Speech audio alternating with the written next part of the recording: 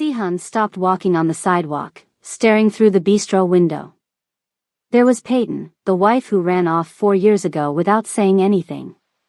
But what made him stop breathing was the 3 little kids with her. The boy had his same serious face. One girl pushed up her glasses just like him. The other had his stubborn chin. Sihan held his briefcase tighter. Inside were divorce papers he'd flown here to get signed. But now, looking at these kids who looked just like him, those papers felt super heavy. What was Peyton hiding? If you're already hooked by this family drama and want to see how this crazy situation plays out, do me a favor and smash that subscribe button right now. Trust me, this story is about to get a lot more complicated. And let me know in the comments where you're watching from. I love hearing from you guys. Sihan had practiced what to say 100 times on the plane ride from Seattle. Keep it simple. Get in, get out. Just walk in, say, Peyton, sign these papers, and leave. But that was before he saw the kids. He stood on the sidewalk another minute, trying to understand what he was seeing. The sun was warm. Tourists kept pushing past him. Some guy played guitar nearby. Everything felt weird. Through the window, he watched Peyton help the little boy pick between 2 colors. She was smiling. That real smile he remembered, not the fake one she used at dinners with his dad. This was her real one. Her hair was different now. Shorter. Curly instead of straight like before. She wore jeans and a sweater with paint all over it. The old Peyton always dressed nice for surprise work meetings. This Peyton looked relaxed. Free. One of the little girls, the one with his chin, looked up from her coloring book and pointed outside. Her sister looked too. Both girls stared right at Sihan. He should have moved. Should have walked away. But his feet wouldn't work. The boy looked up next. Now all 3 kids were staring at him with big eyes. Peyton must have noticed because she turned to see what they were looking at. Her face went white. For a few seconds, nobody moved. Sihan watched her face change from shock to fear to something else. Her hand reached out fast, pulling the kids closer. That hit him hard. The math was easy. 4 years since she left. Kids looked about 3 or 4. So she was already pregnant when she disappeared. Sihan's chest felt tight. His lawyer had asked if there were any problems that might mess up the divorce. He'd said no. Clean break. No kids. No shared stuff except the apartment she left. He was wrong about that. The bistro door was right there. Sihan made himself move. His hand grabbed the handle. Inside smelled like bread and coffee. Music played. Other people sat at tables, just enjoying their day. Normal people with normal lives. Sihan opened the door. The bell rang. Everyone at Peyton's table froze. Mommy? The little girl with glasses spoke first. Who's that man? Peyton stood up so fast her chair made a loud noise. People looked over. Girls, stay with your brother, Peyton said quietly. Her voice was steady, but Sihan could see her hands shaking as she grabbed her purse. I'll be right back. But Mommy, the smallest girl started. Elena, please. Just color with your sisters. I need 2 minutes. Sihan stayed by the door, knowing he was making a scene just standing there. The girl behind the counter was watching them. An older couple stopped eating to stare. Peyton walked toward him. Up close, she looked different. There were little lines by her eyes that weren't there before. She looked tired but stronger. She stopped a few steps away. Close enough to talk quietly. Far enough to run if needed. Sihan. His name came out soft. How did you find me? Hired someone, he said, keeping his voice low. Took 6 months. Her jaw got tight. Why? He lifted the briefcase a little. Divorce papers. My lawyer needs you to sign. Something crossed her face. Relief? Disappointment? It was gone too fast. Okay. She nodded once. Leave them with me. I'll sign and mail them. I need to watch you sign. Then give me the papers. I'll sign now. Then you can go. Sihan looked past her at the kids watching with big eyes. The boy was frowning. Just like Sihan did when thinking hard. We need to talk first, Sihan said. No, we don't. Peyton. You got what you came for. Her voice was still quiet, but harder now. I'll sign the papers. Then we're done. Are they mine? The question hung there. Peyton's face didn't change, but her body did. Her shoulders went back. Her chin lifted. Does it matter? She asked. Yes. Why? You never wanted kids. You made that clear. Sihan felt like he'd been punched. That's why you left. It wasn't a question. The pieces fit now. The weird feeling that last month they were married. Her random questions about the future. The night he found her crying in the bathroom, saying it was just work stress. I left because I had to, Peyton said. She looked back at the kids' table. The smallest girl was wiggling in her seat. Look, this isn't the place. Then where? She thought about it. Sihan could see her looking for a way out. The pier, she finally said. 2 blocks down. There's a quiet spot by the boats. But the kids are coming. Fine. Peyton walked back to the table. Sihan watched her kneel down to the kid's level, saying something he couldn't hear. The little boy's eyes stayed on Sihan. Suspicious. Protecting his mom. Smart kid. All 3 kids started packing their stuff. It was crazy but organized. The girl with glasses couldn't find her purple crayon. The small girl tried to carry all the books herself, even though they kept falling. The boy just watched Sihan with serious eyes. Peyton helped with their jackets. All 3 kids wore mismatched clothes that looked secondhand, but clean and cared for. The smallest girl had cartoon shoes. The boy's jacket had a small tear someone had fixed. This was Peyton's life now. Small. Simple. Nothing like how they lived before. They headed for the door. Sihan held it open. Elena smiled at him as she walked out.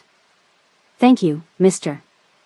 Elena, don't talk to strangers, the older girl said right away. But he opened the door. Mommy says we say thank you when people are nice. Mia's right though, baby, Peyton said softly. Come on. Stay close. They walked toward the pier. Tourists everywhere.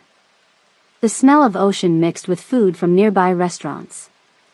Seagulls making noise. Sihan walked behind them, watching. Peyton kept all 3 kids close, one hand on Elena's shoulder, her eyes looking around. Really alert. Was she always this careful? Or just because he showed up? The boy kept looking back at Sihan. Checking he was still there. Making sure he wasn't dangerous. The pier came into view. Not as many tourists here. More locals fishing or sitting on benches. Peyton led them to a quiet spot where old boat docks made a small safe area. The kids ran to the railing to look at boats. Not too close, Peyton warned. Mia, hold your sister's hand. The older girl did it right away, taking Elena's hand. The boy stayed between his sisters and the water. Another protective move. Now they were kind of alone. Well, sort of. 3 nosy little kids were close by, pretending to watch boats but clearly listening. Sihan put his briefcase down on a bench. Peyton stood with her arms crossed, watching the kids. So, Sihan said. We doing this? Doing what? Stop the games, Peyton. Are they mine or not? She was quiet for a bit. One of the girls, Mia, called out about seeing a seal. Peyton nodded but kept looking at Sihun. What do you want me to say? She asked. The truth. The truth. Peyton laughed, but not a happy laugh. Okay. The truth is I found out I was pregnant 4 years ago. 2 weeks before I left. And I knew if I told you, you'd either tell me to get rid of them or use them for your family business. So I made a choice. Sihun felt sick. I wouldn't have. Wouldn't you? Peyton's voice got sharp. Your dad was already talking about how our marriage helped with shipping. How my family's business was good for moving his stuff. You think I didn't know what that meant? I kept you away from all that. You kept me in the dark. That's different. Peyton looked at the kids again. Elena was trying to climb the railing. Mia pulled her back down. I heard you on the phone that last week. You said families were problems. You said the business needed cleaning up. People needed to be removed. Sihun closed his eyes. He remembered that talk. His lawyer was telling him about the federal investigation that was starting. They were talking about witnesses, family members who might be problems. He never meant Peyton. I was talking about my cousin, Sihun said. He was using my name to run side deals. The lawyers wanted him cut off. Peyton just stared at him. What? The problem wasn't you. It was never you. Sihun ran his hand through his hair, getting mad. If you'd just asked me. I was scared. The words burst out. Then quieter, because of the kids, I was scared, Sihun. Your world was dangerous. I watched your family work. I saw what happened to people who got in the way. And I was pregnant with triplets. Triplets. Do you get what that felt like? Triplets. The word hit him hard. Mommy? The boy walked over, his little face serious. You okay? Peyton's face softened right away. I'm fine, baby. Just talking to an old friend. He doesn't look friendly, the boy said, still watching Sihun with suspicious eyes. Sihun got down on one knee, at the boy's eye level. Up close, it was even more obvious. This kid had his nose. His eyebrows. Even the head tilt when he was doubtful. What's your name? Sihun asked. The boy looked at his mom. Peyton nodded slightly. James, the boy said. That's my sister Mia. And that's Elena. She's the baby. I'm not a baby. Elena yelled from the railing. I'm 3 3/4. Nice to meet you, James. Sihun held out his hand. James looked at it like it might be a trap. Then, really carefully, like a much older person, he shook Sihun's hand. His grip was strong for such a little kid. Are you gonna make my mom cry? James asked. The question was so honest that Sihun didn't know what to say. I hope not, he finally said. Okay. James looked at him another second. You have sad eyes. Like mommy sometimes. Then he walked back to his sisters, done talking. Sihun stood up slowly. Peyton was watching with a look he couldn't read. They're smart, Sihun said. Too smart sometimes. Peyton's voice got soft. James especially. He sees everything. He looks like you. I know. Peyton hugged herself. They all do. Different parts of you in each of them. I see it every day. The weight of 4 lost years hit Sihun. 4 years of bedtimes and scraped knees and first words. 4 years of Peyton raising 3 kids alone. Because she was scared. Because he was too busy with work to notice what was happening at home. His phone buzzed in his pocket. Peyton tensed right away. You should check that. Your flight's probably soon. Sihan pulled out his phone. It wasn't a flight reminder. The text was from his business partner, Marcus. Federal agents just left the office. They were asking about Peyton. Sihan read it 3 times, his blood going cold. What? Peyton asked. She'd seen his face change. What is it? He turned the phone to show her. All the color left her face. No, she whispered. No, no, no. I've been so careful. I don't use my real name for work. I pay everything in cash. How could they? When's the last time you used your credit card? I don't. I cut them all up. Social security number? Doctor visits for the kids. Peyton's hand went to her mouth. Last month. James needed shots for preschool. They needed insurance papers. And there it was. One normal parent thing, and now federal agents were asking questions.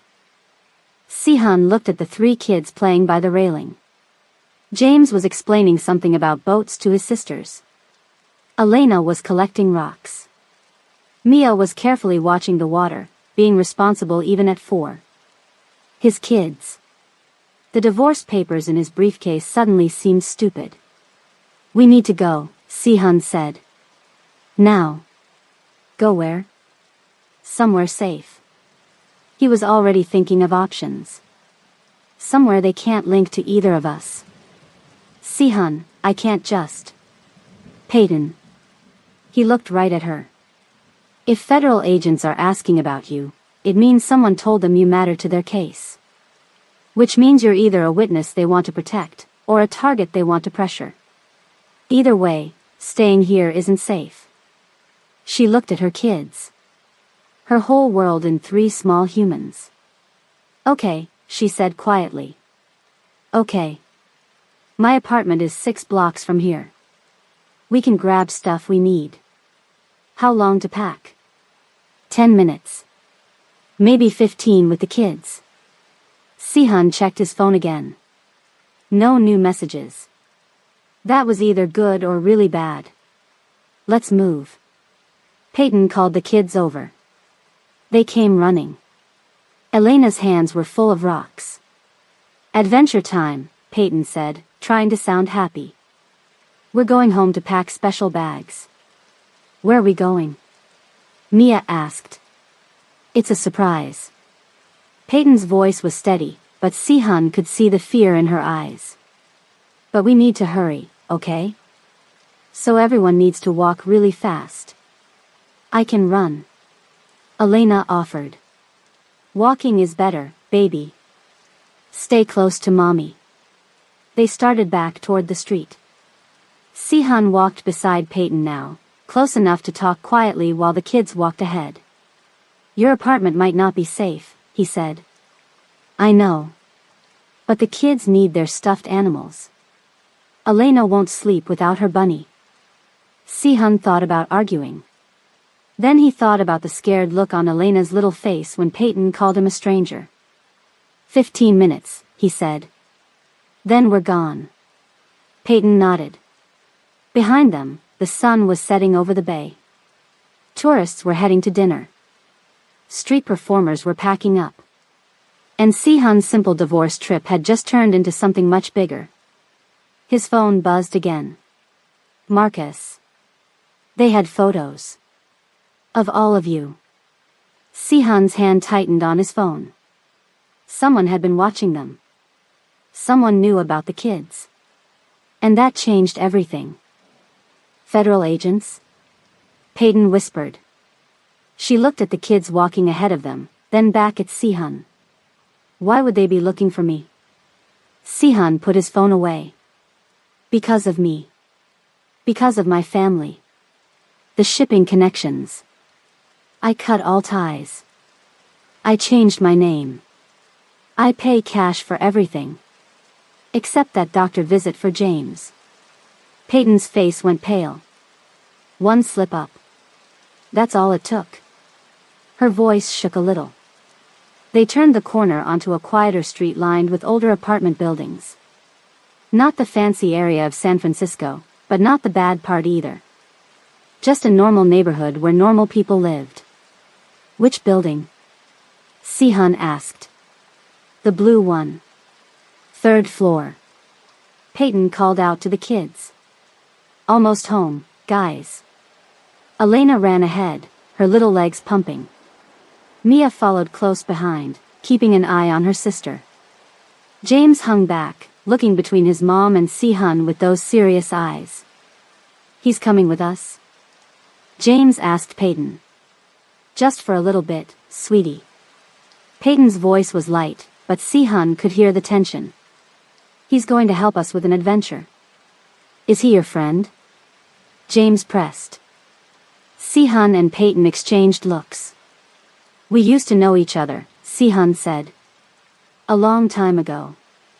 James didn't look convinced, but he nodded and ran ahead to catch up with his sisters. They reached the blue building. No elevator, just stairs. By the third floor, Elena was whining about her legs being tired. Without thinking, Si-hun bent down and picked her up. She weighed almost nothing in his arms. She stared at him with huge eyes. You're strong, she said. Elena.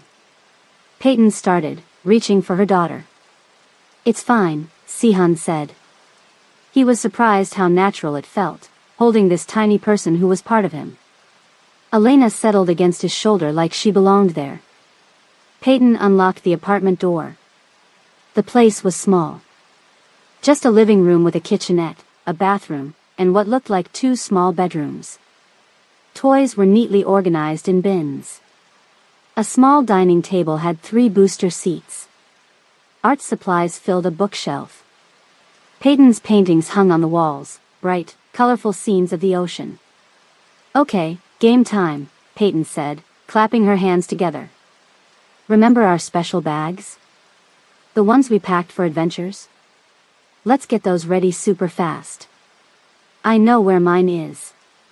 Mia ran to the closet and pulled out a small backpack with stars on it. Me too. Elena wiggled out of Si-hun's arms and ran to join her sister. James just looked at Si-hun. Why do we need adventure bags? Smart kid. Too smart. Just in case, Si-hun said. Sometimes it's good to be ready. Because of the bad guys? James asked. Si-hun and Peyton locked eyes across the room. What bad guys, sweetie? Peyton asked carefully. The ones you watch for when we go to the park. The ones you told us to run from if they ever talked to us. Si-hun felt a chill. Peyton had been watching for threats. Teaching the kids safety rules. How long had she been living like this? Afraid? Yeah, Si-hun said. Those guys. But don't worry. Nobody's going to get close to you or your sisters. Promise? James asked. Promise. James nodded once, then went to get his backpack. Peyton disappeared into her bedroom. Si-hun could hear drawers opening and closing. He stood in the middle of the living room, feeling out of place surrounded by all these signs of a life he knew nothing about. A family photo caught his eye. Peyton with the 3 kids at what looked like their birthday party. A small cake with 3 candles. Party hats. Peyton looked tired but happy. That was last year, Peyton said, coming back with a duffel bag. Their 3rd birthday. They share the same birthday? Triplets, remember? She gave a small smile. Though James likes to remind everyone he's 5 minutes older than Mia, and 12 minutes older than Elena. Triplets. 3 babies at once. And she'd done it all alone. Peyton, I don't. She shook her head. Not now. We need to move. She raised her voice. Kids. Are your special bags ready? Remember, just the important things. The kids came running back. Elena's backpack bulged with what looked like mostly stuffed animals. Mia had packed more carefully: clothes, a small book, a toy. James had the least in his bag, but Si-han noticed he had a small first aid kit clipped to the outside. Always prepared, huh? Si-han asked, nodding at the kit. Mom says we have to be ready for anything, James said. I'm the boy, so I have to help take care of my sisters. Something twisted in Si-han's chest. This kid, his son, had been trying to be the man of the family. At 4 years old. That's a big job, Si-han said. Maybe I can help with that for a bit. James studied him. Maybe. Peyton was moving fast, grabbing documents from a locked box, stuffing them into her bag along with clothes and toiletries. Si-han pulled out his phone and canceled his flight. We can't stay in San Francisco, he said. They know you're here. I know, Peyton said. She looked around the apartment, and Si-han could see the sadness in her eyes. This was her home. She'd built it from nothing. And now she had to leave it behind. Where do we go? I have a place. About 2 hours from here. Cabin in the woods. Nobody knows about it except my lawyer. Is it safe? She glanced at the kids, now sitting on the couch waiting. Safer than here. No paper trail. Bought with cash under a different name. Peyton nodded slowly. Okay. She took a deep breath. Kids, listen up. We're going on a special trip. To a cabin in the woods. Doesn't that sound fun? Like camping? Elena asked, bouncing up and down. Kind of like camping, yeah. Will there be bears? Mia asked, looking worried. No bears, Si-han said. Just trees and a lake nearby. I like lakes, James said. Can we go fishing? If you want to. Do you know how to fish? James challenged. Si-han smiled. I do. My grandfather taught me. My grandpa is dead, James said matter-of-factly. Both of them. Mom says one was nice but sick, and one was not nice but healthy. Si-han glanced at Peyton, who was suddenly very busy checking the windows. Not nice but healthy. That would be his father. Accurate description. We should go through the back, Peyton said. There's an alley that leads to a playground. We can cut through there to where you parked. You're really good at this, Si-han said quietly. I've had practice. She wouldn't meet his eyes. Kids, bathroom break before we go. Elena, you first. While the kids took turns in the bathroom, Peyton and Si-han stood in the kitchen, voices low.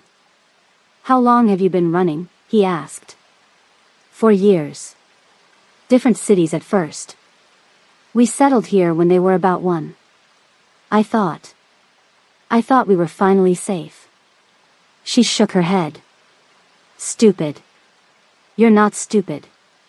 You kept them safe. Did I? Or did I just delay the inevitable? She finally looked at him. Your family. The business. It never really goes away, does it? Si-han thought about lying to make her feel better. But she deserved the truth. No. Not completely. But things have changed. We're more legitimate now. The federal investigation pushed us that way. What exactly do they want with me? Information, probably. About shipping routes. About what you might have heard during our marriage. Peyton laughed bitterly. That's the irony. You kept me so in the dark, I don't know anything useful. Nothing that would help their case. You knew enough to be scared and run. She was quiet for a moment. Yeah. I did. The kids came back from the bathroom, ready to go. Elena was clutching a stuffed rabbit that had seen better days. One ear was falling off, and the fur was worn thin. Ready for adventure? Peyton asked, forcing cheer into her voice. Ready. Elena jumped up and down. They left through the back door, down a fire escape, and into an alley behind the building. The playground was just visible a block away. The sun was getting lower in the sky. My car's parked about 3 blocks past the playground, Sihan said. Do you have car seats? Peyton asked suddenly. Sihan blinked. He hadn't even thought of that. No. Peyton bit her lip. We have 2 in my car. It's parked in the basement garage. We'd need to get them. Too risky going back to the garage, Sihan said. If someone's watching the building, they need car seats. It's not safe without them. Sihan ran his hand through his hair. How far is your car? 2 levels down. Space 32. Sihan thought for a moment. You take the kids to the playground. I'll go get the car seats. 10 minutes, tops. They'll be looking for you too. They're looking for Peyton, a single mom with 3 kids. Not a Korean businessman in a suit. I'll be fine. Car keys? Peyton hesitated, then dug in her purse and handed him a set of keys. It's a blue Honda. Nothing fancy. 10 minutes, Sihan repeated. If I'm not back, take the kids and head for the train station. Sihan. Just in case. He looked at the kids, who were watching this exchange with curious eyes. Hey guys, your mom's going to take you to the playground for a few minutes. I'll be right back. Where are you going? James asked immediately. To get your car seats. So we can drive safely. You'll come back? Elena asked, her voice small. Something tugged hard in Sihan's chest. Yes. I promise. The simple trust in her eyes nearly broke him. She didn't even know who he was, but she was already worried about him leaving. Had she asked about her father before? Did she understand what was missing in her life? Peyton was looking at him with an unreadable expression. Be careful, she said finally. Sihan nodded and turned toward the apartment building's back entrance. He heard Peyton gathering the kids, her voice bright again. Race you to the swings. The garage was dim and smelled like concrete and motor oil. Sihan found the blue Honda easily. Nothing special, just a reliable family car with high safety ratings. The back was filled with 3 car seats. He managed to unstrap 2 of them, they were heavier than they looked, and carried them back toward the exit. The garage was quiet. Too quiet. Sihan paused, listening. There. The soft click of a car door closing. Someone else was here. He ducked behind a pillar, peering around. A man in regular clothes was checking license plates, moving slowly down the row. Not obvious, but the way he moved screamed law enforcement. Sihan waited until the man's back was turned, then moved quickly toward the exit. The car seats were awkward to carry, but he made it to the stairwell without being seen. He climbed back to street level, then cut through the alley again. At the playground, Peyton was pushing Elena on a swing. Mia was on the slide. James spotted Sihan first and ran over. You came back, he said, not quite hiding his surprise. I promised, didn't I? Sihan set down the car seats. We need to go.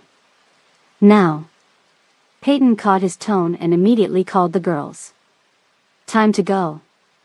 But we just got here, Elena whined. We've got an even better place to go, Peyton said. Remember? The cabin with the lake? That got the kids moving. They gathered their backpacks and followed Sihan out of the playground toward where his rental car was parked. Sihan kept scanning the street, watching for followers. What happened? Peyton asked quietly. Someone was checking cars in the garage. Looking for yours, probably. Her face tightened. How long before they connected to me? Not long. DMV records. They reached his rental car, a black sedan, nothing flashy. Sihan installed the car seats as quickly as he could, following Peyton's instructions. He'd never done this before. It was harder than it looked. The chest clip needs to be at armpit level, Peyton said, adjusting Elena's straps. This one's too loose, Mia complained as Si-hun buckled her in. Sorry. He tightened the straps carefully. Better? Mia nodded, studying him with eyes that looked too old for her little face. Are you a good guy or a bad guy? She asked suddenly. Si-hun paused. I'm trying to be a good guy. Mom says people can be both sometimes. Smart kid. Like her brother. Like her mother. Your mom's right. Si-hun finished buckling her in. I'm trying to be good for you guys. Mia seemed to accept this. James was already buckled in the middle seat, watching everything. Si-hun closed their door and moved to the driver's side. Peyton was putting their bags in the trunk. We should leave now. Yeah. Si-hun started the car. Which way to get out of the city fastest? Take Market to the freeway. They pulled away from the curb. Si-hun drove carefully, obeying traffic laws. No need to attract attention. In the back seat, Elena was already asking if they were there yet. Mia was telling her to be patient. James was silent, watching the city pass by. Just as they approached the playground again, a black SUV pulled into the parking lot. Government plates. Si-hun recognized the type immediately. Get down, he said to Peyton. Below the window. She ducked without question. Si-hun kept driving, maintaining speed. Not too fast. Not too slow. Just a normal car passing by. Nothing interesting here. In the rearview mirror, he saw two men get out of the SUV and head toward the playground. Looking for a woman with 3 kids. Are we playing hide and seek? Elena asked from the back seat, noticing her mom ducking down. Something like that, Si-hun said. Your mom's really good at hiding, isn't she? The best, Mia said proudly.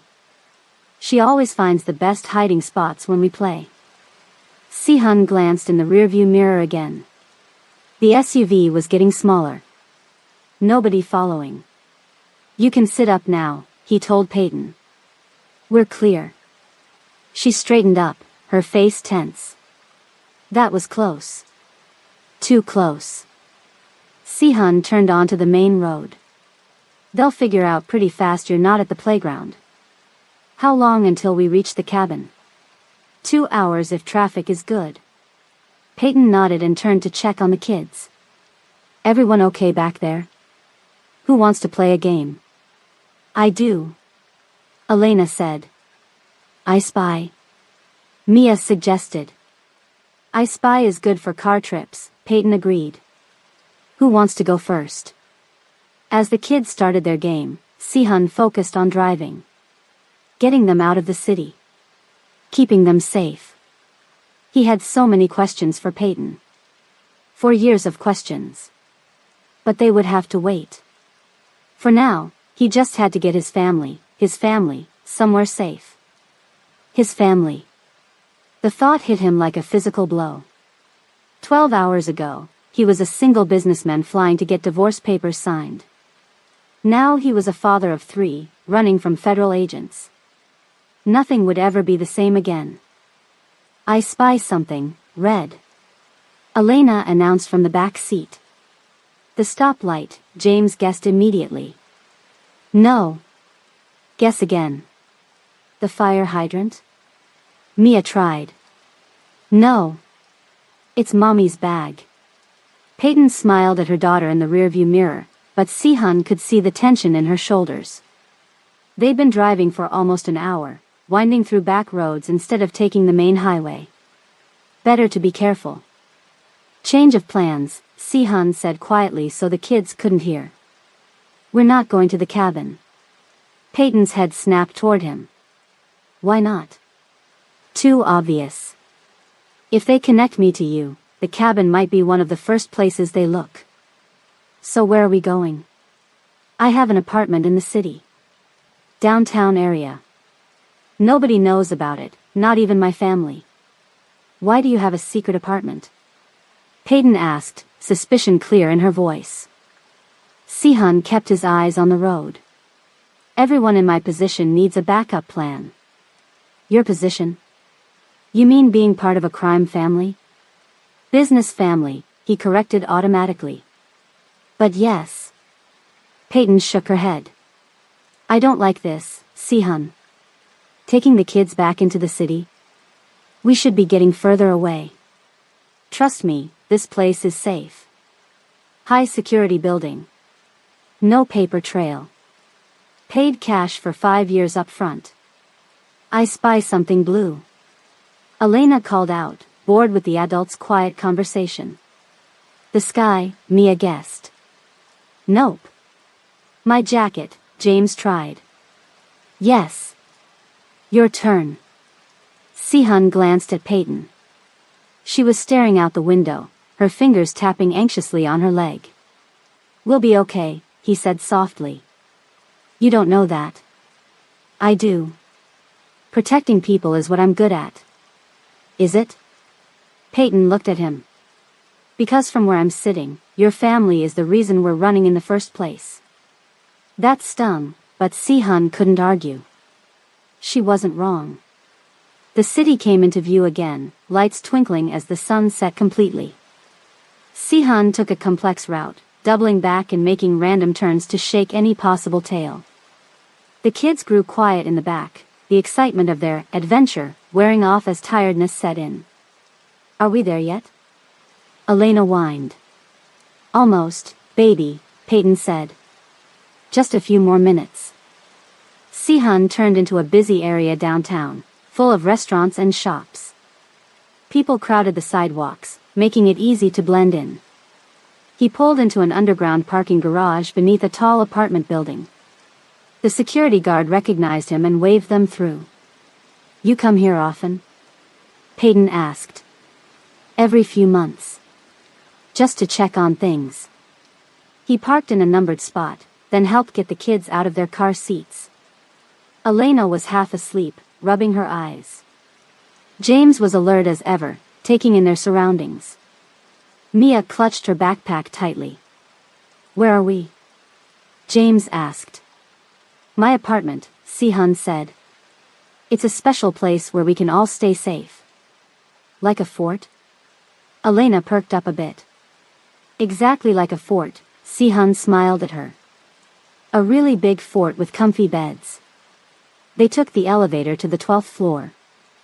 Sihun unlocked the door to apartment 1207 and flipped on the lights. The place wasn't huge, but it was clean and well furnished. A living room with a big couch. A kitchen with modern appliances. 2 bedrooms down a short hallway. Wow, Mia whispered, looking around. The apartment had a minimal, modern feel. Not really kid-friendly, but not intimidating either. Sihun realized he'd never imagined children in this space when he bought it. It was meant to be a hiding place for himself, not a family.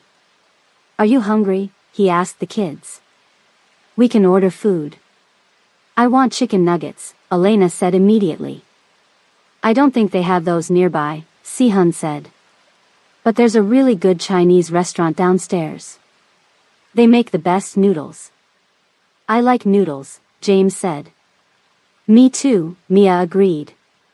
Chinese it is, Sihun grabbed a menu from a drawer. Peyton? Preferences?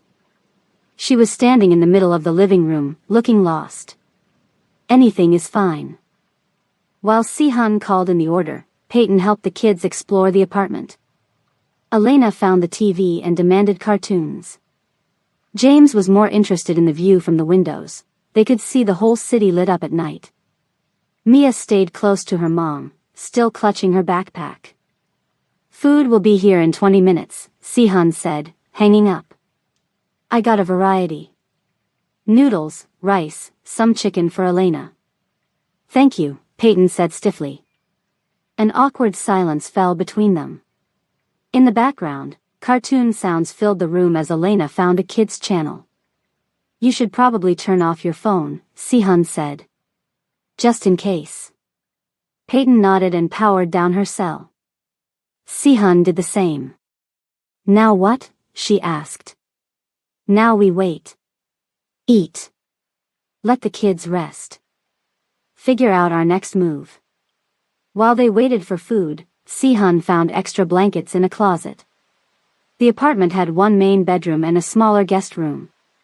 They'd have to figure out sleeping arrangements later. The food arrived, delivered by a teenage boy who didn't look twice at them. Sihan tipped well and locked the door behind him. They sat around the coffee table, the kids excited about eating on the floor like a picnic. Elena made a mess with her rice. Mia ate carefully, making sure not to spill. James watched Sihan use chopsticks and tried to copy him, failing adorably. Like this, Sihan showed him the proper finger position. It takes practice. I'll get it, James said, determined. Watching them, Peyton felt a strange ache in her chest. This is what it could have been like. A normal family dinner. A father teaching his son to use chopsticks. If things had been different. If she hadn't been so afraid. After dinner, the kids' energy crashed hard. Elena was practically falling asleep in her sweet and sour chicken. Peyton took them to the bathroom one by one, helping them wash faces and hands. Sihan cleared the food containers and set up the guest room for the children. I found some t-shirts they can sleep in, he said, holding up adult shirts that would work as nightgowns for the kids. It's not ideal, but it's fine. Thank you. Peyton took the shirts. They're exhausted. They'll sleep anywhere tonight. Soon, all three kids were piled into the queen bed in the guest room, Elena in the middle with her stuffed bunny, Mia and James on either side. They fell asleep almost instantly, the day's excitement and fear catching up to them. Peyton stood in the doorway watching them sleep. Sihan came up beside her, keeping a respectful distance. They're amazing, he said quietly. They are. Peyton's voice was soft. They've been my whole world. Sihan wanted to say more, but the words stuck in his throat. I'm sorry. I should have been there. I should have known. Instead, he just nodded and stepped back. We should talk, he said. About what's happening. They moved to the living room, sitting at opposite ends of the couch. The city lights twinkled through the windows. Peyton looked exhausted. Tell me about the federal investigation, she said. Why are they coming after your family now? It's been years. Sihan ran a hand through his hair. It started with my cousin. He was using family shipping routes to move drugs. Against direct orders. The feds caught him, and he started talking to save himself. The investigation has been building since then. And what about me? Why would they suddenly be interested in me? You're the connection to legitimate shipping. Your family's business. They probably think you know more than you do. Peyton was quiet for a moment. I've been getting messages. For the past few months. Sihan tensed. What kind of messages? At first they were just weird. Texts from numbers I didn't recognize. How are the kids? Or nice day at the park. I thought they were wrong numbers. And then? Last week, I got a photo. Of me and the kids at their preschool. With a message, time to pay family debts. Sihan's jaw tightened. You should have told me. Told you? I hadn't seen you in 4 years, Sihan. You knew how to reach me. Did I? The man whose family threatened everything I cared about. They sat in tense silence. I've tried to keep them safe, Peyton finally said. I've moved 3 times. Changed my name. Used cash. Stayed off social media. But they found us anyway. Who do you think it is? I thought it was your father at first. But now I don't know. Sihan shook his head. My father wouldn't do that. He's cold, but he's practical. Threatening women and children isn't his style. Then who? Could be rivals. Could be someone trying to pressure me through you. Sihan leaned forward. Did you keep the messages? The photo? Peyton nodded. On my phone. We'll need to analyze those. Carefully, on a secure device.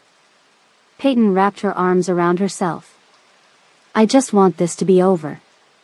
I want the kids to be safe. To have a normal life. I know. Sihan hesitated, then added, would have helped you, you know. If you'd told me about the pregnancy. Peyton looked at him. Would you? Really? The man who told me repeatedly he never wanted children? I said that because of the family business. Because I didn't want to bring innocent lives into that world. Sihan looked down at his hands. But if I'd known, I wouldn't have abandoned my own children. You can't know that for sure. I know who I am, Peyton. She studied him for a long moment. Maybe. Or maybe you just think you do. The conversation died for a few minutes. The only sound was the soft hum of the air conditioning and distant city noises. What happened to us? Sihan finally asked. We weren't in love, I know that.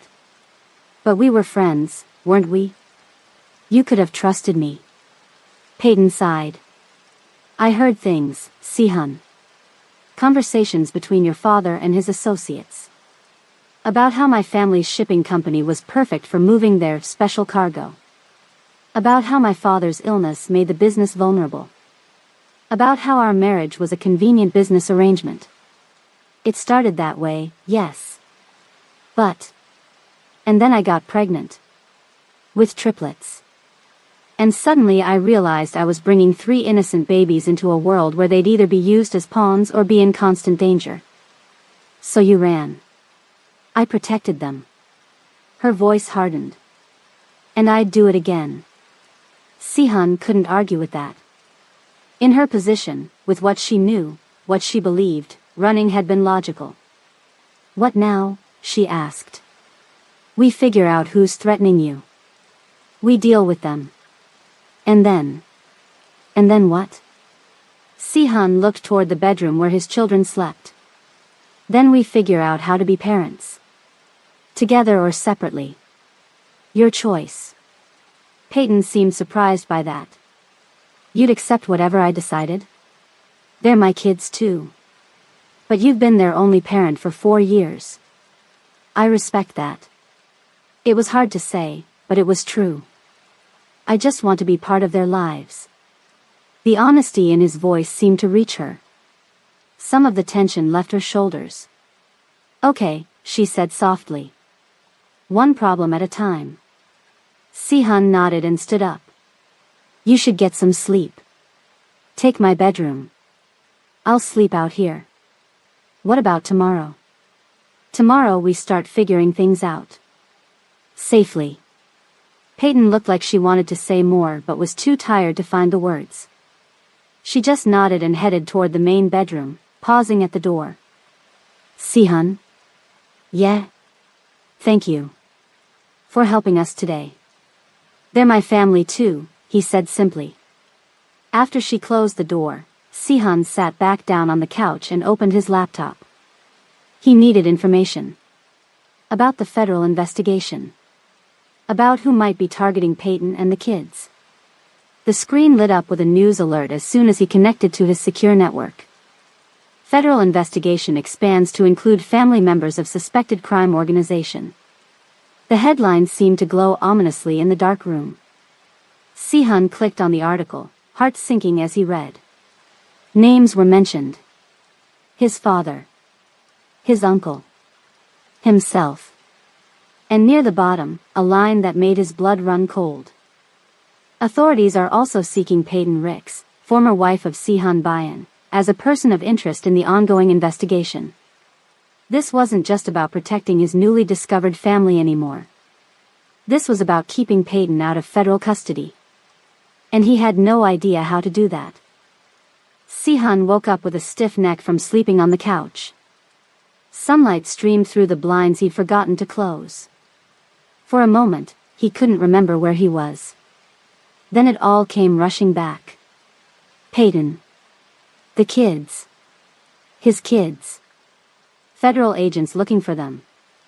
A small face appeared in front of him, startling him fully awake. You snore, Elena informed him, her stuffed bunny dangling from one hand. I do? Si-hun sat up, running a hand through his messy hair. Like a bear. Elena demonstrated with a growling sound that sounded nothing like snoring. Sorry about that. Elena shrugged. It's okay. Mommy snores too sometimes. I do not, came Peyton's voice from the kitchen. She was already up, searching through cabinets. Elena, leave Mr. Bayan alone. He's sleeping. Not anymore, Si-hun said, standing up. What time is it? Almost 7, Peyton said. She looked like she hadn't slept much. Do you have any kid-friendly breakfast food? All I'm finding is coffee and protein bars. Si-hun winced. Not really. This place isn't. I don't usually have children here. Got it. Peyton sighed. We need to do a grocery run. James appeared from the bedroom, his hair sticking up in all directions but otherwise looking surprisingly alert for a 4-year-old at 7 a.m. Where's the bathroom? He asked. Down the hall on the right, Si-hun pointed. I need to go too. Elena announced, following her brother. Wait your turn, Elena, Peyton called after her. Mia was the last to emerge, looking cautious and still half asleep. She stood in the bedroom doorway, surveying the situation. Good morning, Si-hun said. Mia just stared at him.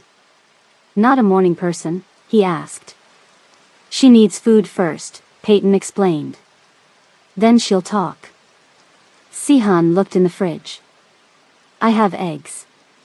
And bread for toast. Would that work? Perfect.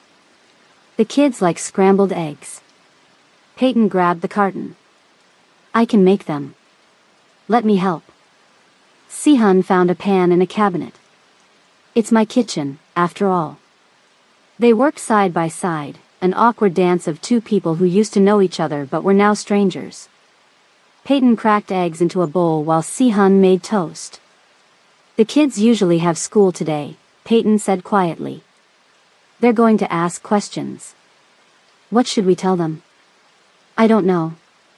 That it's a special holiday? James won't buy that, Si-hun said. He's too smart. Peyton smiled slightly. You noticed that already, huh?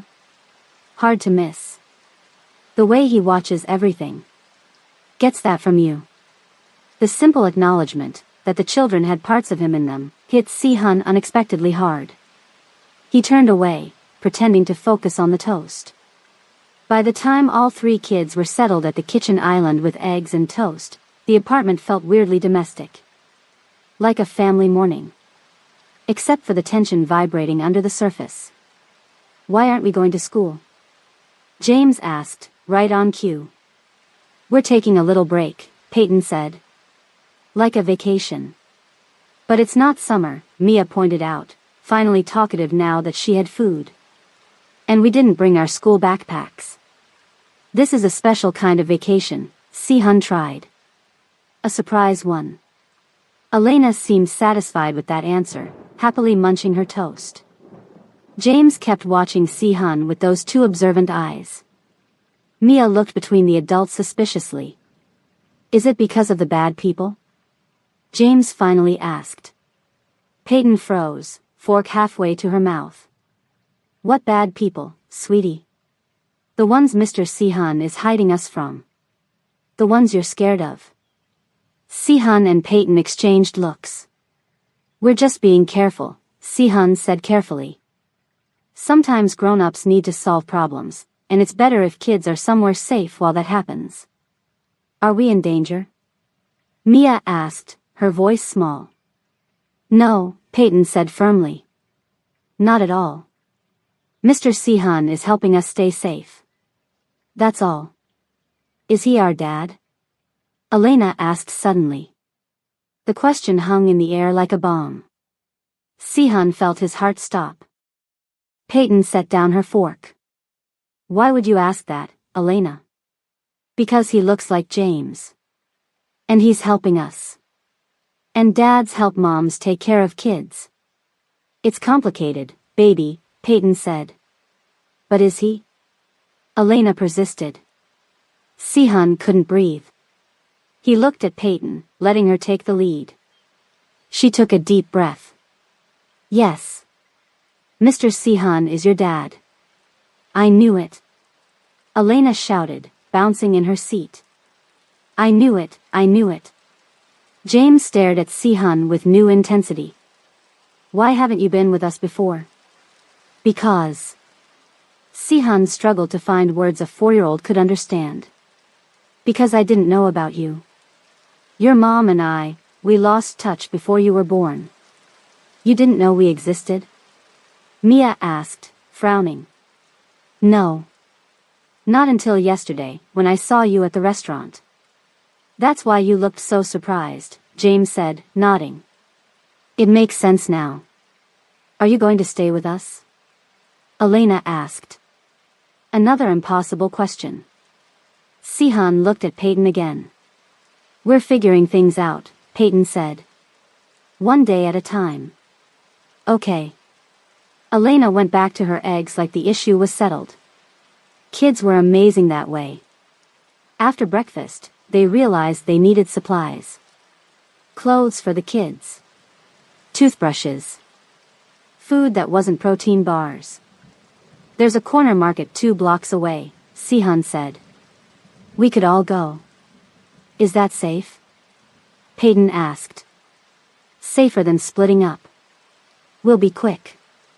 In and out. The kids were excited about a walk. Peyton dressed them in yesterday's clothes, trying to smooth wrinkles and fix hair with her fingers. Sihan watched the practiced way she managed all 3 kids, getting them ready with minimal fuss. You're good at this, he said. For years of practice, she replied simply. The walk to the store was eye-opening for Sihan. Elena wanted to be carried after 1 block, her little legs tired. He picked her up automatically, surprised at how naturally she settled against his shoulder. James insisted on holding Peyton's hand, staying close to his mom. Mia surprised everyone by reaching for Sihan's free hand. So you don't get lost, she explained seriously. Thank you, Sihan said, equally serious. I'd hate to get lost. The corner market was small but had essentials. Peyton grabbed toothbrushes and kids' toothpaste while Sihan found some basic clothes, t-shirts, socks, underwear. Nothing fancy, but clean. Can I have this? Elena held up a stuffed tiger from a small toy display. Not today, sweetie, Peyton said. We're just getting necessities. Elena's lower lip trembled. Sihan almost caved immediately. Listen to your mom, he said instead, surprising himself. Maybe another time. Elena pouted but put the tiger back. Peyton gave him an approving nod. The food selection was next. The kids had strong opinions about everything. I hate green beans, Mia declared. I want chicken nuggets, Elena insisted. Can we get cereal? James asked more reasonably. Sihan watched Peyton navigate their demands with practiced patience. She knew exactly which battles to fight and which to let go. James got his cereal. Elena compromised on chicken pasta. Mia accepted carrots instead of green beans. At the checkout, Elena wandered off while Peyton was paying. Sihan spotted her talking to an elderly man near the door. Elena, he called, heart rate spiking. Come here, please. She skipped back to him. That man has a dog at home. He showed me pictures. You can't talk to strangers, Sihan said, kneeling to her level. It's not safe. But he was nice. Even nice-looking people can be dangerous. Stay with us, okay? Elena nodded solemnly. Okay, Daddy. The word hit him like a truck. Daddy. Such a simple word, but it carried so much weight. Back at the apartment, they unpacked their supplies. The kids wanted to watch TV, so Peyton found a kids' channel while she and Sihun put away groceries. Daddy, huh? Peyton said quietly. That was fast, Sihun admitted. I wasn't expecting. Elena attaches quickly. Always has. She's the trusting one. And the others? James will take longer. He's cautious. And Mia, she'll follow her brother's lead. Sihun nodded, stealing a glance at the 3 kids on the couch. His kids.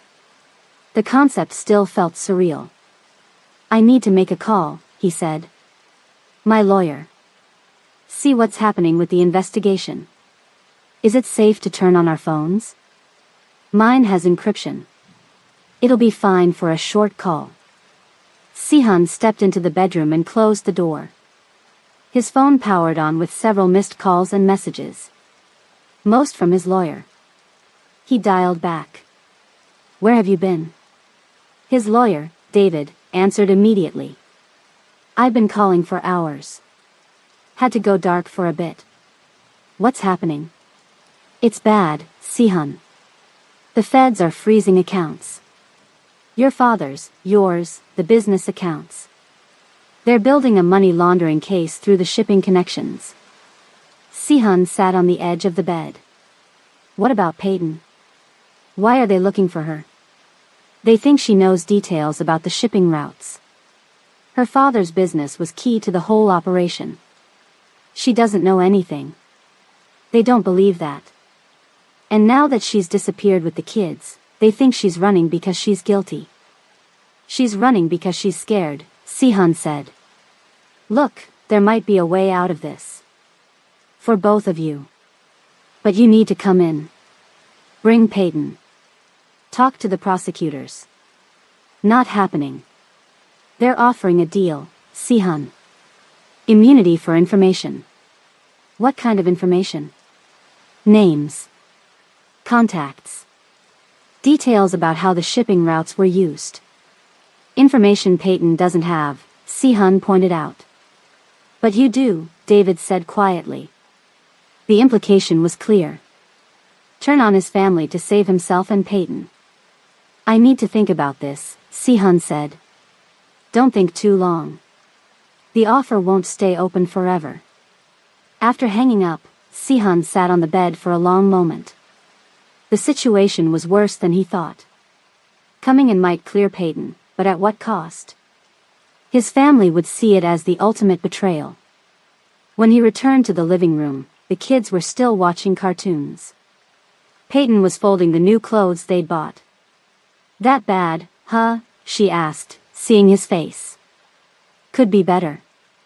Tell me. He gave her the short version. Accounts frozen. Money laundering investigation. Her supposed involvement. But I don't know anything, she protested. I was just the wife. I know that. But your father's shipping company was central to everything. And when you disappeared. It looked suspicious, she finished. Great.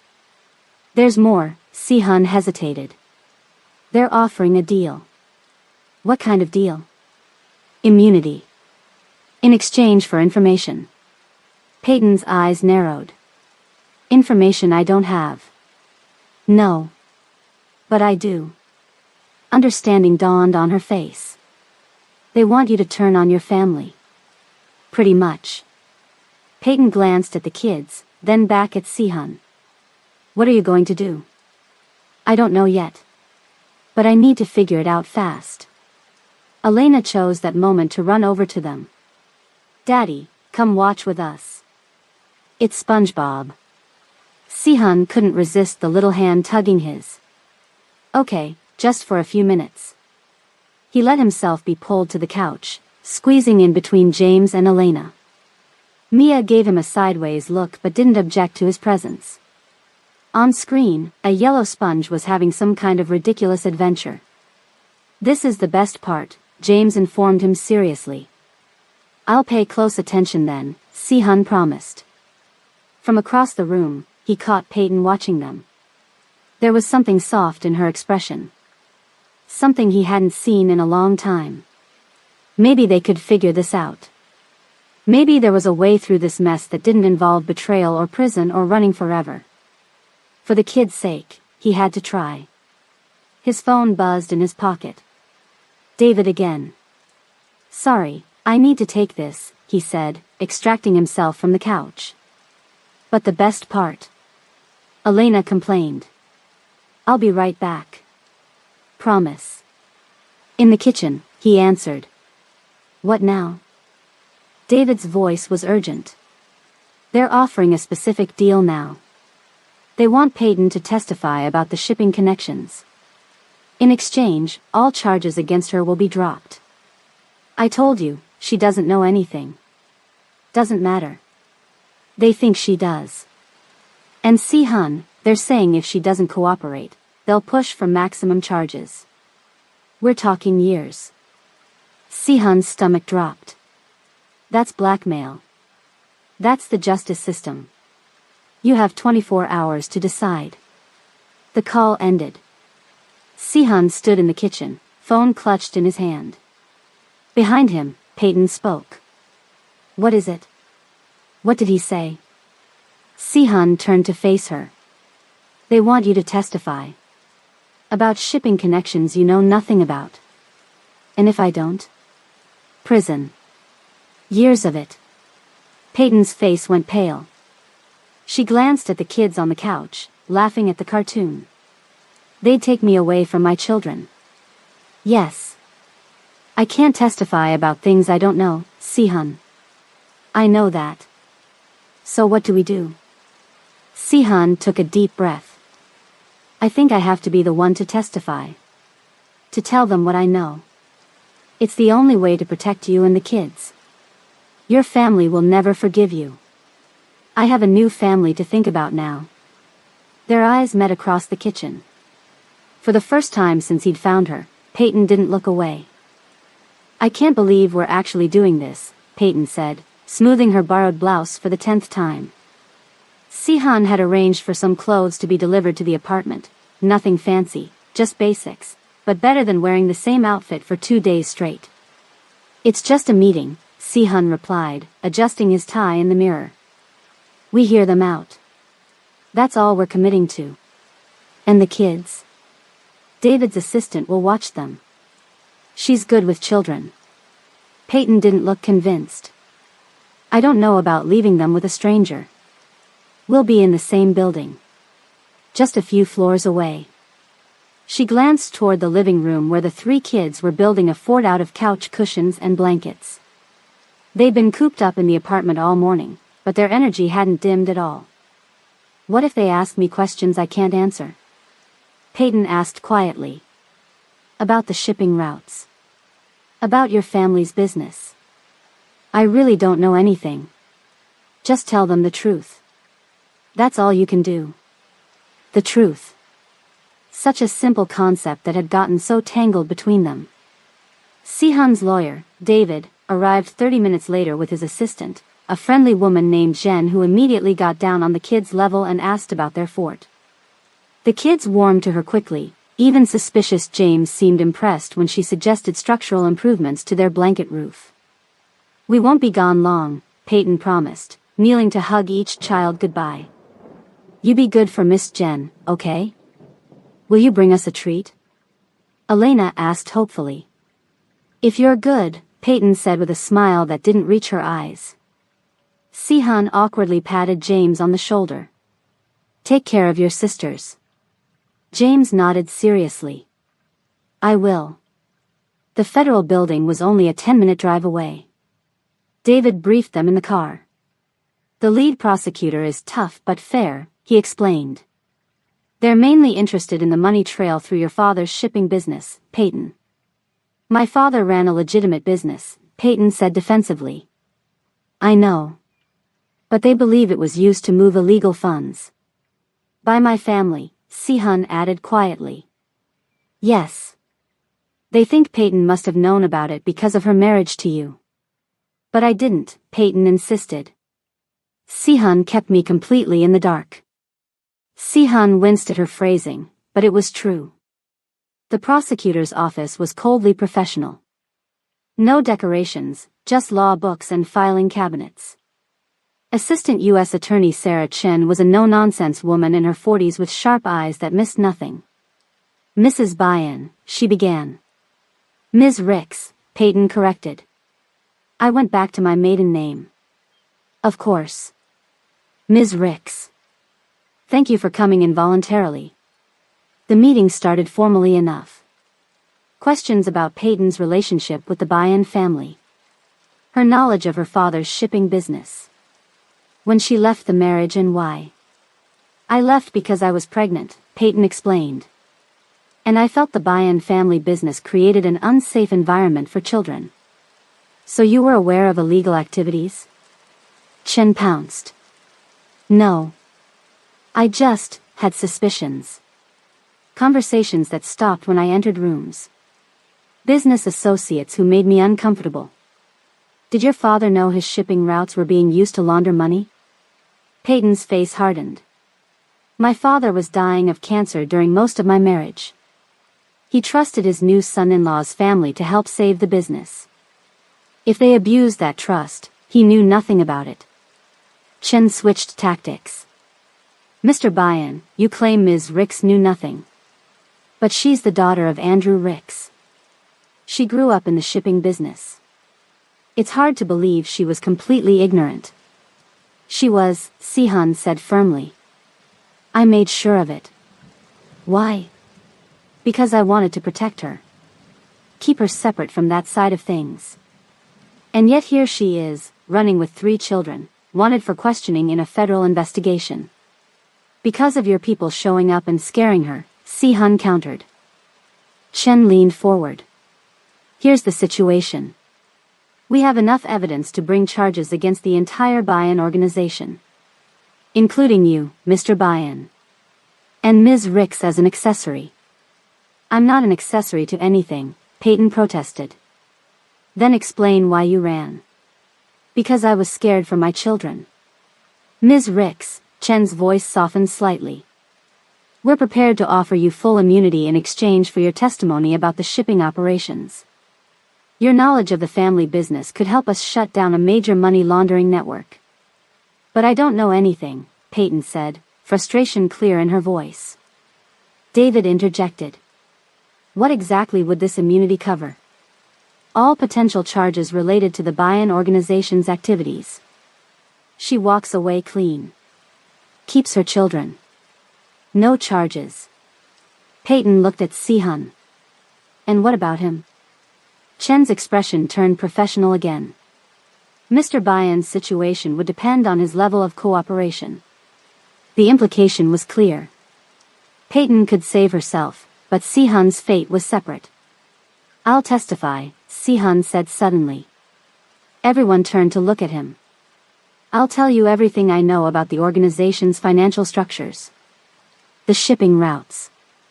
The money movement. Everything. Chen looked skeptical. In exchange for? Full immunity for Peyton. And reduced charges for me. I need to be present in my children's lives. Si-hun, Peyton whispered. Your family. You and the kids are my family now, he said, not looking at her. Chen sat back, studying them both. I'll need to discuss this with my superiors. This changes our approach significantly. How long will that take? David asked. I'll have an answer by tomorrow morning. In the meantime, both of you should stay available. This is where everything gets real, guys. Peyton has to choose between protecting Si-hun and protecting herself. And honestly, I don't know what I'd do in her situation. If you're as invested in this family as I am, hit that subscribe button. We're only halfway through this story and it's about to get intense. The ride back to the apartment was silent. Peyton stared out the window, lost in thought. Si-hun kept checking his phone for messages from his family. Nothing yet, but it was just a matter of time before they discovered his offer to testify. David dropped them off with a promise to call as soon as he heard anything. When they entered the apartment, they found all three kids napping in their blanket fort while Jen read a book nearby. They wore themselves out, she whispered with a smile. They're great kids. Thank you for watching them, Peyton said, walking her to the door. Once they were alone, the weight of their situation settled over them. Peyton sat on the edge of the couch, watching the sleeping children. You shouldn't have done that, she said quietly. Done what? Offered to testify. Against your own family. Sihan sat beside her, keeping a respectful distance. It was the only way to guarantee your safety. And the kids.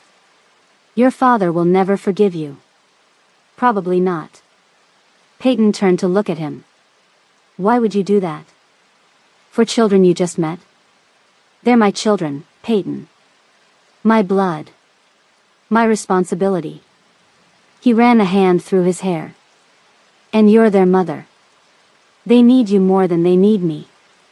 Mia stirred in the fort, sitting up with sleepy eyes. You're back. We're back, Peyton confirmed, forcing a smile. Did you have fun with Miss Jen? She helped us build a better fort. And she knew how to make paper airplanes. Mia crawled out and came to sit between the adults. She looked back and forth between them. Are you fighting? No, sweetie, Peyton said. Just talking about grown-up stuff. Is it about the bad people again? Sihan and Peyton exchanged looks over Mia's head. Sort of, Sihan admitted. But you don't need to worry about that. Mia frowned. But you're worried. Both of you. This kid missed nothing. Just like her father. Sometimes grown-ups have to solve complicated problems, Peyton explained.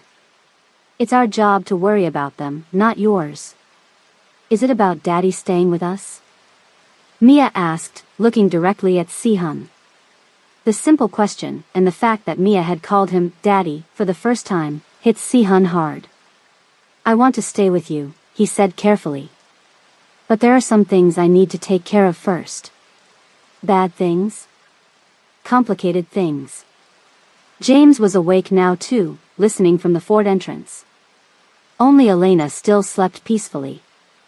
Mom was sad when you weren't with us before, James said.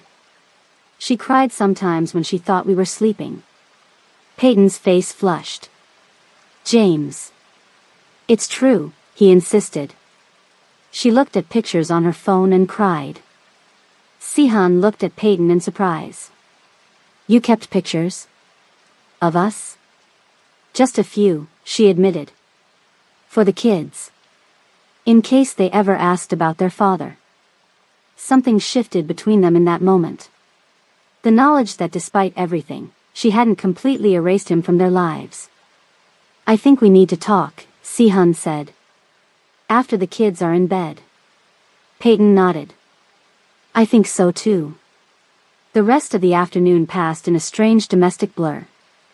Dinner from a nearby Italian restaurant. A movie on TV. Bath time for the kids in Sihan's fancy bathroom that they thought was like a hotel. By 8 o'clock, all three were tucked into the guest room bed again, this time with a promise from Peyton to take them shopping for their own pajamas tomorrow. When she closed the bedroom door, she found Sihan waiting in the living room with 2 cups of tea. Peace offering, he said, holding one out. She accepted it with a small smile. Thanks. They sat on opposite ends of the couch. The same couch where, years ago, they'd first discussed their arranged marriage. Where they'd signed the papers that tied their lives together. Where they'd sometimes shared comfortable silences on rare evenings when neither had work obligations. I made a lot of mistakes, Sihan said finally, breaking the silence. With you. With our marriage. We both did, Peyton acknowledged. But my biggest mistake was keeping you separate from everything. I thought I was protecting you, but all I did was make you feel isolated. You did protect me, Peyton admitted. From a world I wasn't ready for. But yes, I felt like an outsider in your life. Like a piece of furniture that came with a business deal. Sihan winced. I never thought of you that way. Didn't you? Our marriage was arranged to secure shipping routes. We both know that. At first, yes. But you became important to me. He struggled with the words. You were kind. Thoughtful. You left sticky notes reminding me to eat during long meetings. You organized my chaos without trying to change who I was. Peyton looked surprised. I didn't think you noticed those things. I noticed. Sihan set his tea down. I wasn't good at showing it, but I did. Which is why, when you left, it hurt more than it should have for an arranged marriage. Peyton was quiet for a long moment. I should have told you about the pregnancy. Yes. You should have. I was scared, Sihan. Not just of your family, but of you. Of what you might say. You made it very clear you didn't want children. Because of my family. Because of the business. He shook his head. Not because I didn't want them with you. The distinction hung in the air between them. What do we do now? Peyton asked softly. I testify. Clear your name. Make sure you and the kids are safe. And then what? You go to prison? Maybe. Hopefully not for long. David thinks with full cooperation, I might get minimal time. And your family? They'll disown me. Cut me off completely. But that's a price I'm willing to pay. Peyton set her cup down and moved closer to him on the couch. You'd give up everything for children you just met? For my children. Yes. He looked at her. And for you. For the woman who protected them for 4 years. Who built a life from nothing to keep them safe. Their eyes met, an understanding passing between them. Not romance, it was too soon, too complicated for that. But respect. And maybe, eventually, forgiveness. We'll do this together, Peyton decided. I'll testify about what I know, which isn't much, but I can confirm I was kept in the dark. That might help your case. You don't have to. I do. These kids need both parents, Sihan. Not just me. Not just you. Both of us. Sihan felt something tight in his chest loosen. Both of us. And whatever happens after the testimony, we'll figure it out. For them. Their hands found each other on the couch cushion between them.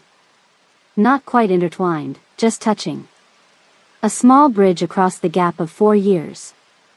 A soft knock on the bedroom door interrupted the moment. Elena stood there in her oversized t-shirt nightgown, clutching her bunny. I had a bad dream, she said.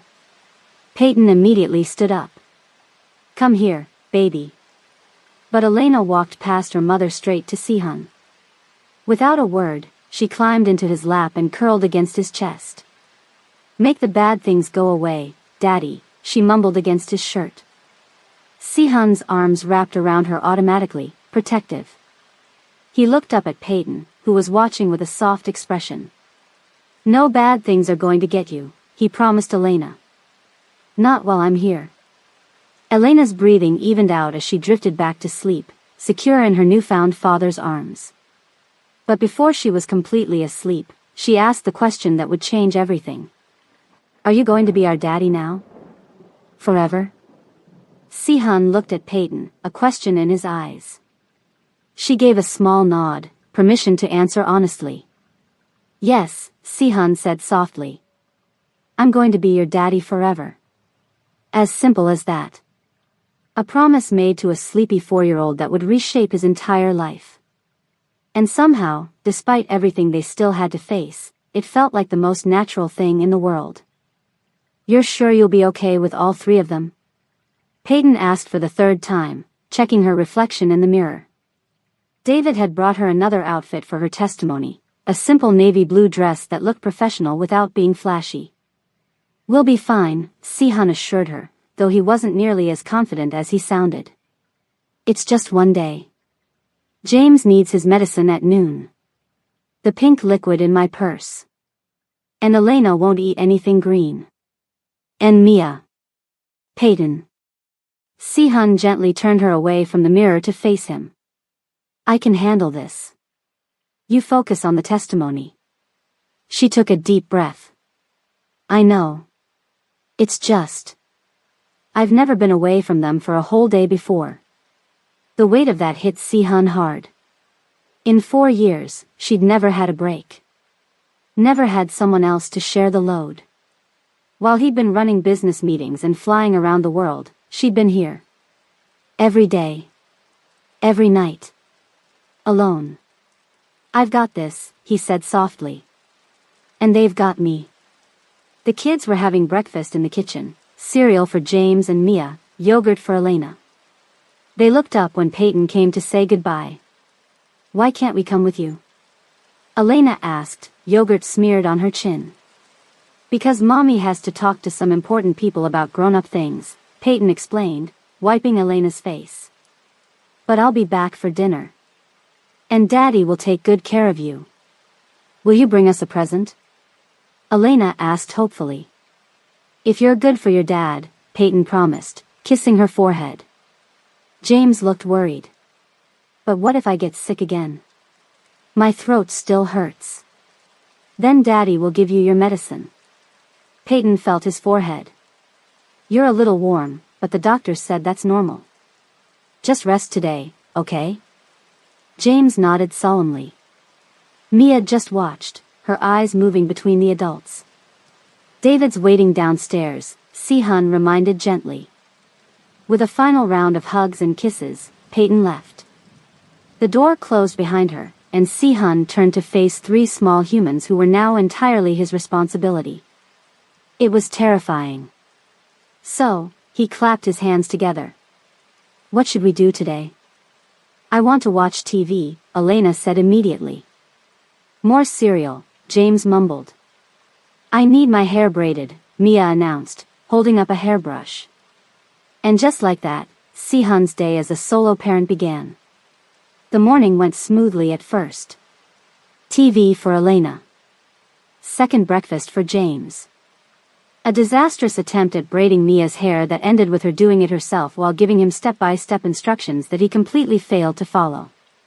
You need practice, Mia informed him seriously. Mommy can do it with her eyes closed. I believe that, Sihan said, amazed at how complicated something as simple as a braid could be. By noon, James was definitely sick. His little face was flushed, and he complained that his throat hurt too much to eat lunch. Sihan found the medicine Peyton mentioned, measured it carefully, and coaxed James to take it. I want Mommy, James whimpered after swallowing the pink liquid. I know, buddy. Sihan sat beside him on the couch. She'll be back soon. How about we watch a movie? James nodded, leaning against Sihan's side.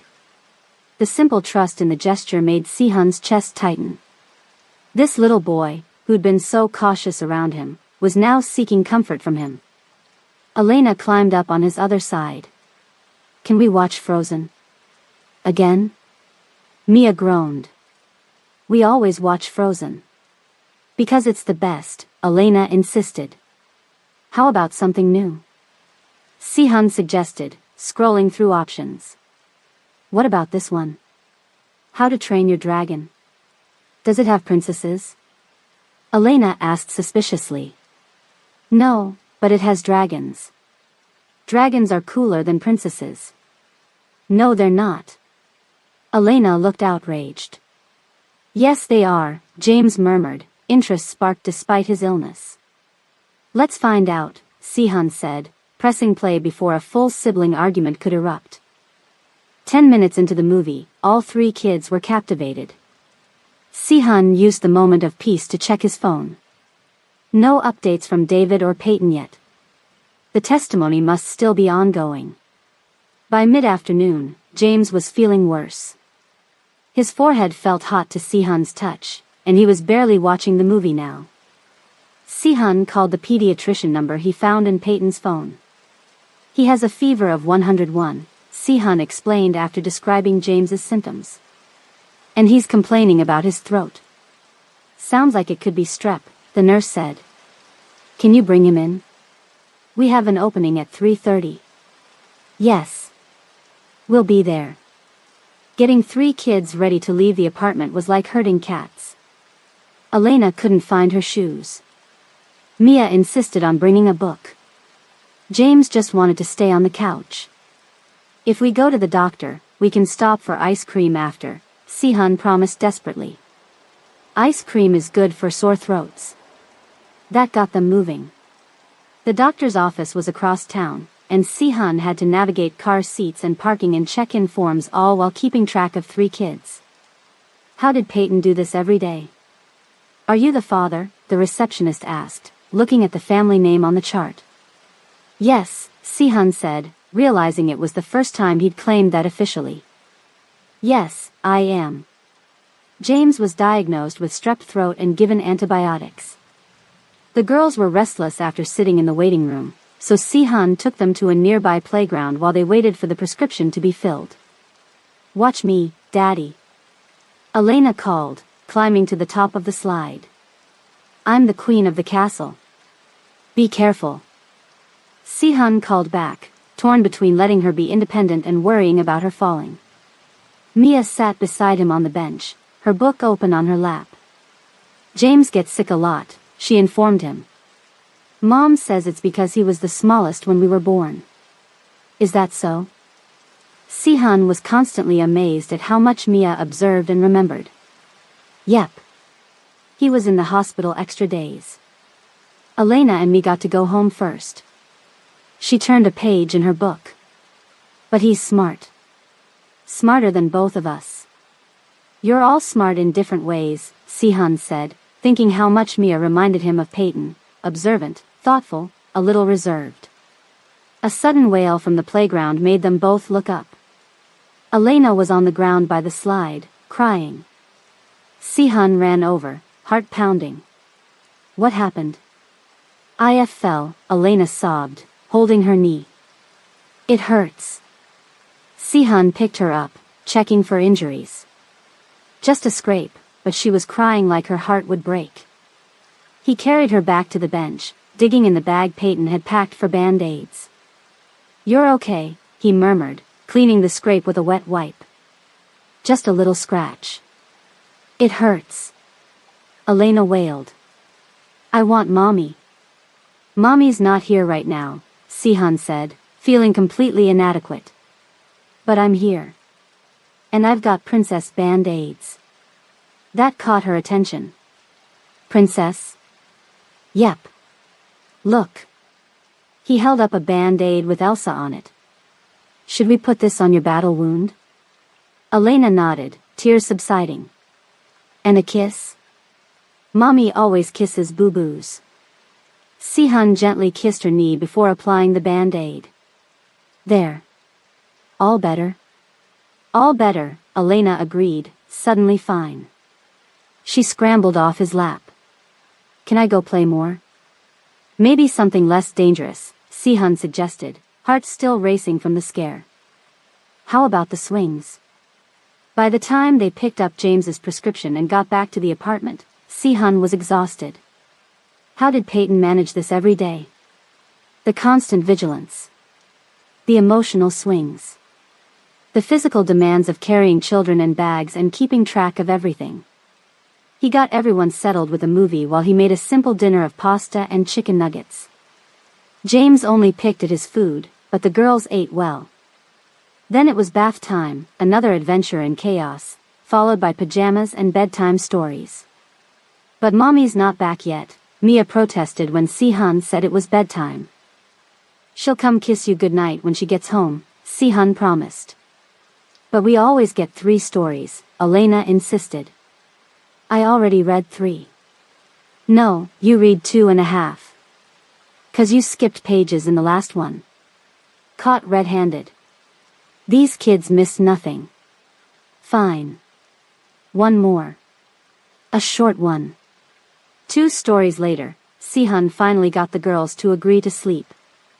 James had fallen asleep earlier on the couch and was now tucked in between his sisters, his breathing a little raspy but his fever down after the first dose of antibiotics. Si-hun collapsed on the couch, every muscle aching. He had a new, profound respect for Peyton. For all single parents. This was the hardest job he'd ever done, and he only had to do it for one day. The door opened quietly. Peyton slipped in, looking drained but relieved. "Hey," she whispered, seeing the kids were asleep. "How was everything?" "James has strep throat. The doctor prescribed antibiotics. I got him some popsicles for his sore throat.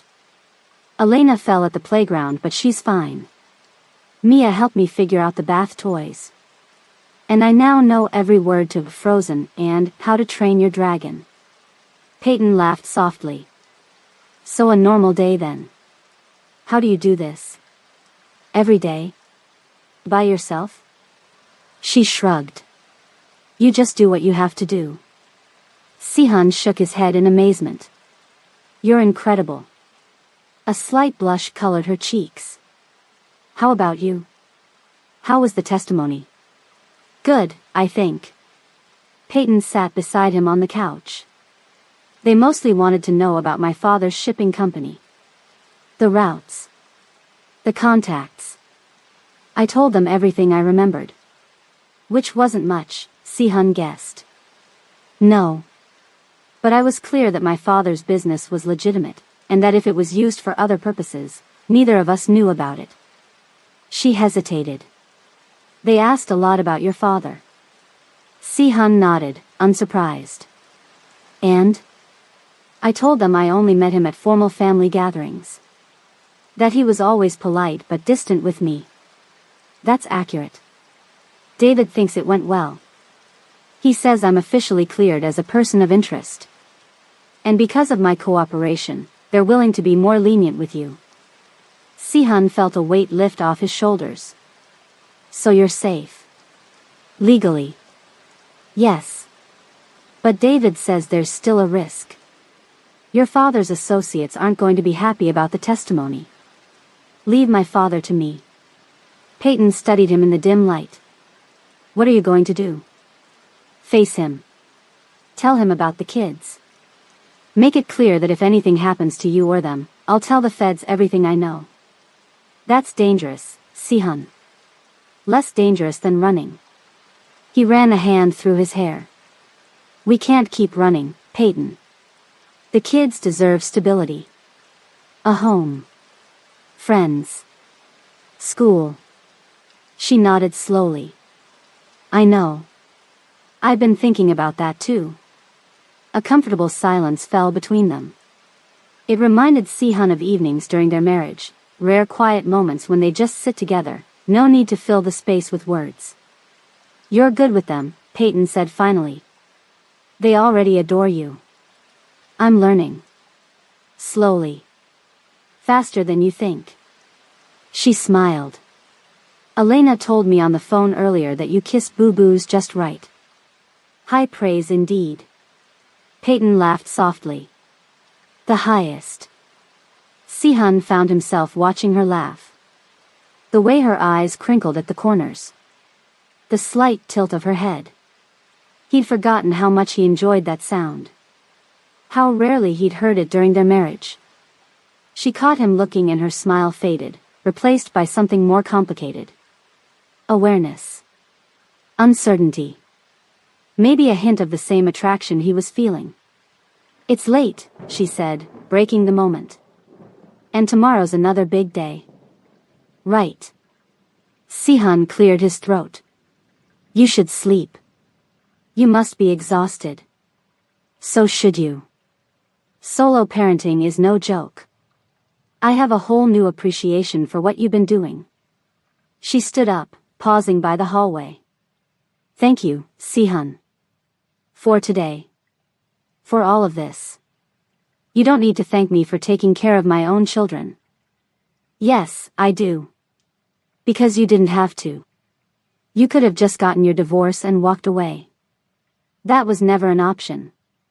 Not once I saw them." Their eyes met across the room, an understanding passing between them. Whatever happened next, they were in this together. For the kids. Good night, Si-hun. Good night, Peyton. After she disappeared down the hall, Si-hun checked his phone one last time. 3 missed calls from his father's number. He'd been avoiding them, but he couldn't do that forever.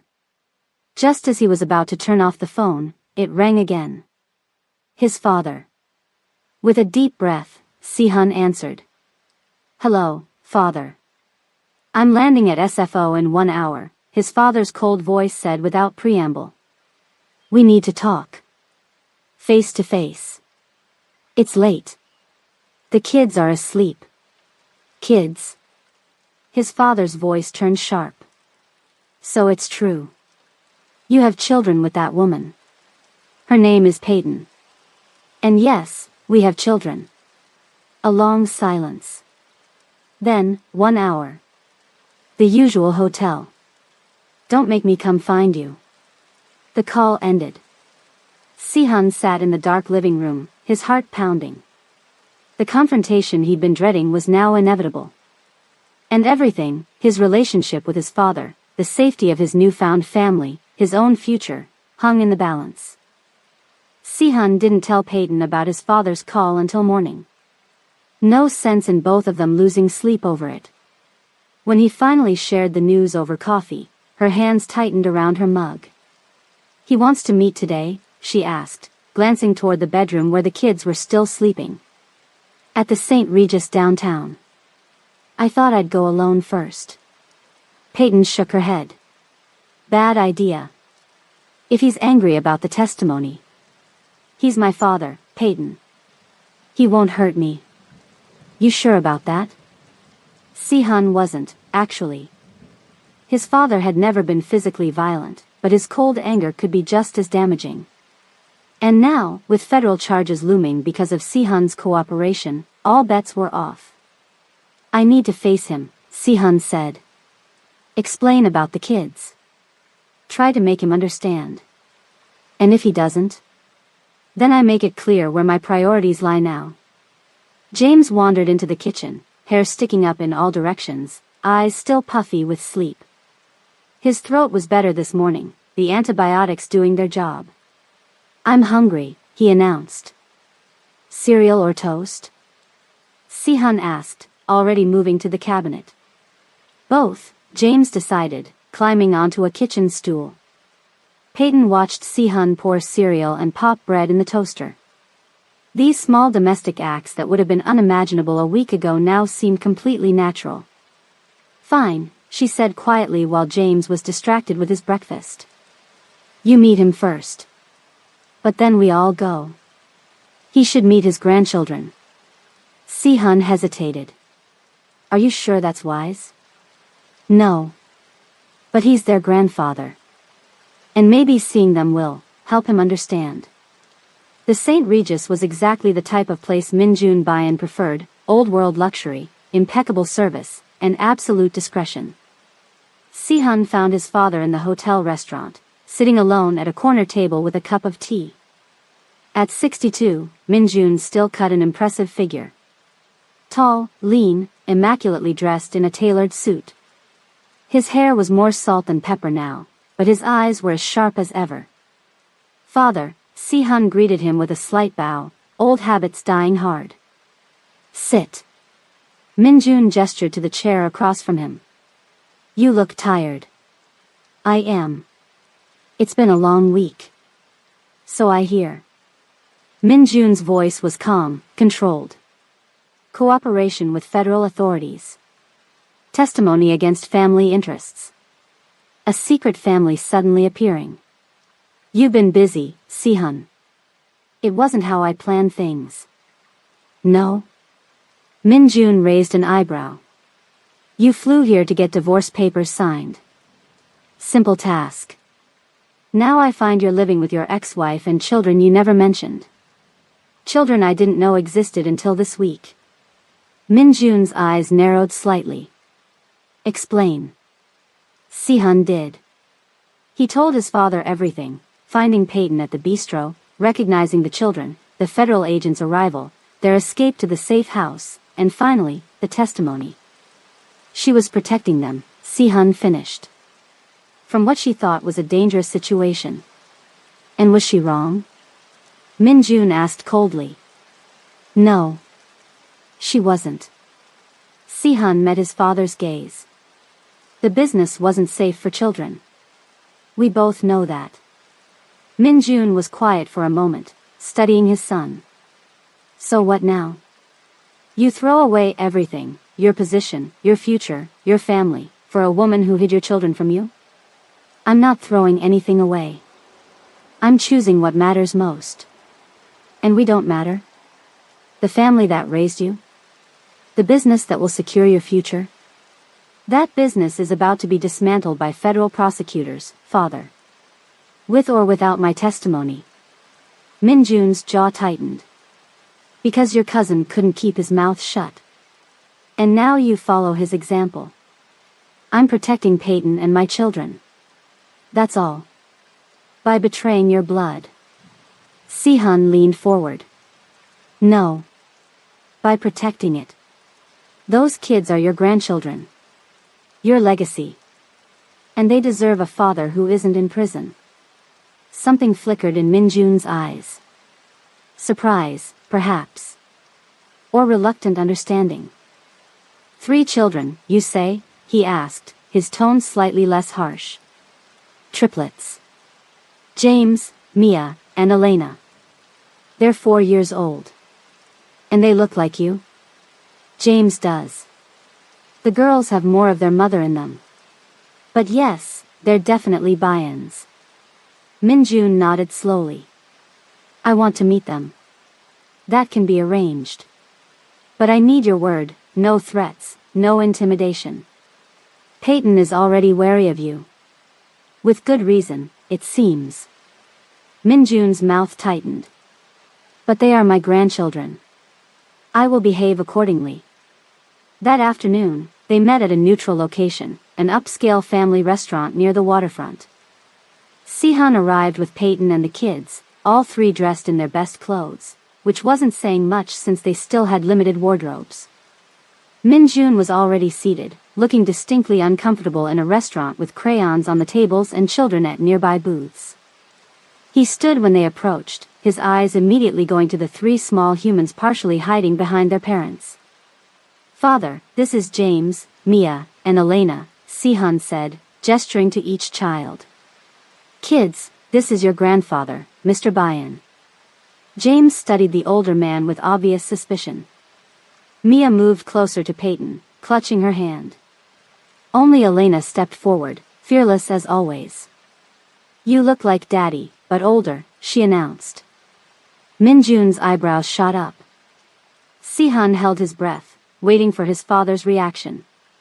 To his surprise, the corner of Min-jun's mouth twitched. And you look like your mother, he replied. But with your father's stubborn chin. Elena beamed, clearly taking this as a compliment. I'm the youngest. By 12 whole minutes. Is that so? Min-jun gestured to the table. Please, sit. Lunch was a strange affair. The children were on their best behavior, though Elena kept asking increasingly personal questions that made the adults tense. Why haven't we met you before? She wanted to know. I live far away, Min-jun said smoothly. In Korea. Is that why Daddy didn't live with us? Because he was with you in Korea? An uncomfortable silence fell. Min-jun looked at Si-hun, clearly expecting him to answer. No, Si-hun said gently. Daddy didn't live with you because he didn't know about you. Remember? We talked about this. Because Mommy was scared, Elena nodded seriously. Of the bad people. Min-jun's eyes darted to Peyton, who was focusing very intently on cutting James's chicken into smaller pieces. There are no bad people here, Min-jun said, his voice surprisingly gentle. Just family. James, who had been quiet throughout the meal, suddenly spoke up. Mom says family doesn't always mean safe. Si-hun nearly choked on his water. Out of the mouths of babes. Min-jun studied James with new interest. Your mother is a smart woman. The smartest, James agreed loyally. And what about you? Are you smart too? James shrugged. I like math. And science. I can count to 100 in twos. Can you now? Min-jun looked impressed despite himself.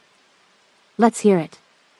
To everyone's surprise, James launched into a perfect count, 2, 4, 6, 8. All the way to 100. Min-jun nodded approvingly. Very good. A natural aptitude for numbers is valuable. He gets that from you, Peyton said, speaking directly to Min-jun for the first time. Si-hun always had a head for numbers too. Min-jun inclined his head, acknowledging the olive branch. And the girls? What are their talents? Mia's artistic, Peyton said. Like me. And Elena is persuasive. I can make anyone do anything, Elena announced proudly. Not anything, Peyton corrected. But she's very good at getting her way. A negotiator, Min-jun said, amusement creeping into his voice. Also a valuable skill in business. Therefore, father, Si-hun interjected. A bit early for career planning. Min-jun waved this away. Never too early. These children have potential. They should be in the best schools. Learning multiple languages. Developing their natural abilities. They're already in a good preschool, Peyton said defensively. And they're happy. Of course. Min-jun nodded, but it was clear he had more to say on the subject. After lunch, they sent the children to look at the fish tank in the restaurant lobby while the adults talked. They're impressive children, Min-jun admitted. Well behaved. Intelligent. Thank you, Peyton said. That's kind of you to say. Not kindness. Observation. Min-jun turned to Si-hun. I understand why you've made certain choices. But there are better solutions than federal cooperation. Like what? Si-hun asked. Come back to Seoul. Bring the children. Your position in the legitimate side of the business remains secure. We've been moving in that direction anyway. And Peyton? Min-jun's eyes flicked to her. She would be welcome as the mother of your children. The marriage could be reinstated. Just like that? Peyton asked skeptically. Family comes first, Min-jun said simply. You've proven yourself capable, raising 3 children alone. That earns respect. It's not that simple, father, Si-hun said. There's the federal investigation. The testimony. Which can be managed. With the right lawyers, the right connections. You're asking me to go back on my word, Si-hun realized. To undermine my testimony. I'm asking you to protect your family. All of your family. Min-jun looked between them. Think about it. The children would have every advantage in Seoul. The best schools. Financial security. Family connections. And the price? Peyton asked. Loyalty, Min-jun answered. To family above all. Si-hun shook his head. I can't do that. I won't put them at risk again. They're at risk now, Min-jun pointed out. Here. Unprotected. They have me. One man against potential enemies? Not good odds. Peyton had been quiet, watching this exchange. Now she spoke up. What if we found a middle ground? Both men turned to look at her. What if we moved to Seoul, but independently? Si-hun keeps his cooperation agreement with the U.S. authorities. The business transitions to fully legitimate operations, as you said you're already doing. The children get to know their Korean heritage and extended family, but on our terms. Min-jun considered this. An interesting proposal. But Si-hun's place is in the family business. My place is with my children, Si-hun said firmly. Whatever else happens, that doesn't change. A tension-filled silence fell. Min-jun studied his son, seeing something new there. A resolve that hadn't existed before. Fatherhood had changed him, already. You've made your choice, then, Minjun said finally. I have. Minjun nodded slowly. Very well. I won't interfere with your decision. But remember, those children are Bayans. They belong to our family too. We know, Peyton said. And we want them to know their heritage. Their family. Just not the parts that put them in danger. Minjun almost smiled. You found a formidable woman, Sihun. She reminds me of your mother. It was the highest compliment Minjun could give, and they all knew it. Sihun's mother had been the one person who could stand up to him, before cancer took her 10 years ago. Thank you, father. As they prepared to leave, Minjun stopped by the fish tank to say goodbye to his grandchildren. To everyone's surprise, he gave each child a small red envelope, traditional for Korean elders to give to children. For your future, he told them. From your grandfather. Thank you, Mia said politely. Can I open it now? Elena asked. At home, Peyton told her. Minjun watched them, his face unreadable. They are fine children, he said to Sihun. You should be proud. I am, Sihun replied. Even after just a few days. Perhaps you will bring them to visit Korea someday. When things are settled. Perhaps.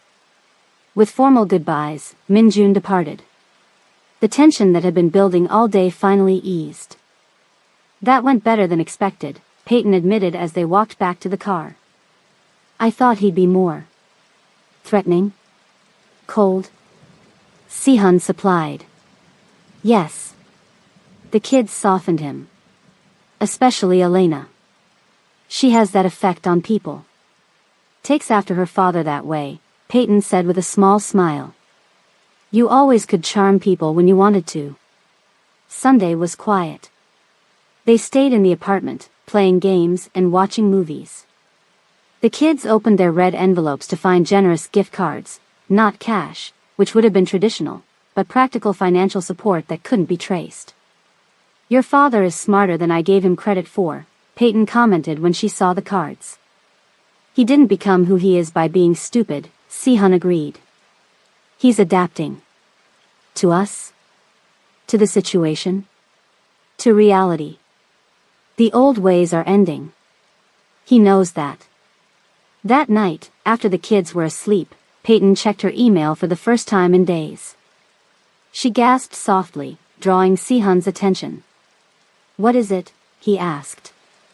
An email from my old boss at the design firm. They want me back. For a major project. That's great. Where?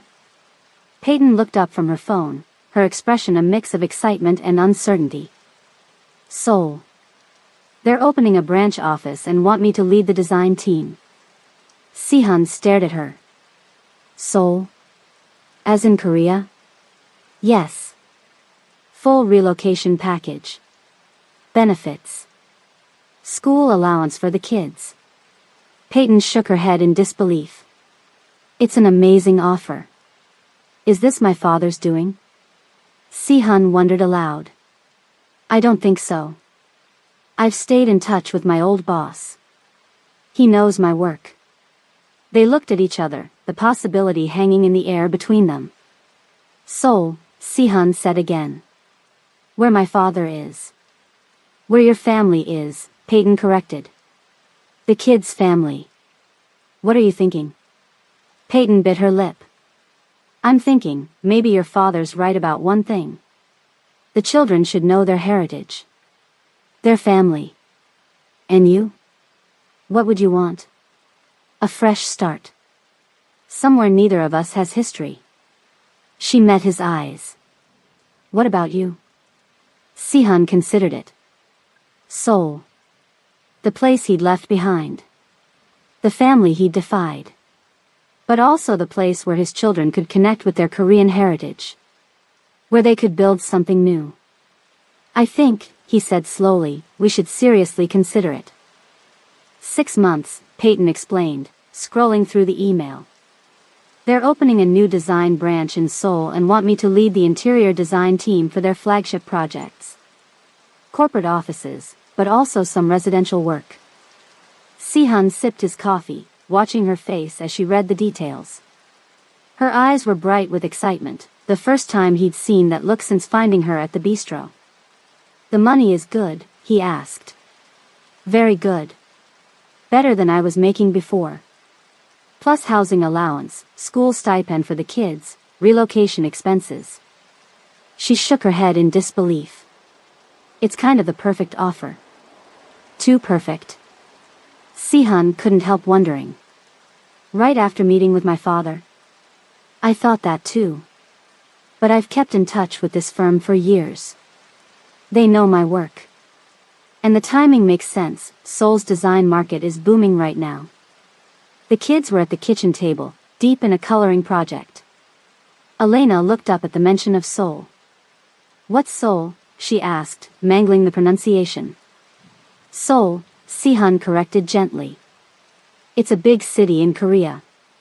Where I grew up. Where Grandpa lives. James asked, suddenly interested. Yes. Where Grandpa lives. Are we going there? Mia's sharp ears had caught the entire conversation. Peyton and Sihan exchanged looks. They hadn't intended to discuss this with the kids until they'd made a decision. We're thinking about it, Peyton said carefully. Mommy got offered a special job there. But we haven't decided yet. Would we live in Grandpa's house? James asked. No, both adults said simultaneously, then smiled at each other. We'd have our own place, Sihan explained. But you could visit Grandpa sometimes. Elena abandoned her coloring and climbed into Sihan's lap. Would you come too, Daddy? The simple question caught him off guard. Of course he would go with them. He couldn't imagine being separated from these children now that he'd found them. But it hadn't been explicitly discussed with Peyton. I hope so, he said, looking at Peyton. If that's what we all decide. Do they have swings in Korea? Elena wanted to know. The best swings, Sihan assured her. And parks and ice cream and lots of fun things. But we'd have to leave our friends, Mia pointed out, always practical. And my teacher. And our apartment. Yes, Peyton admitted. We would. It would be a big change. But an adventure too, Sihan added. You'd learn a new language.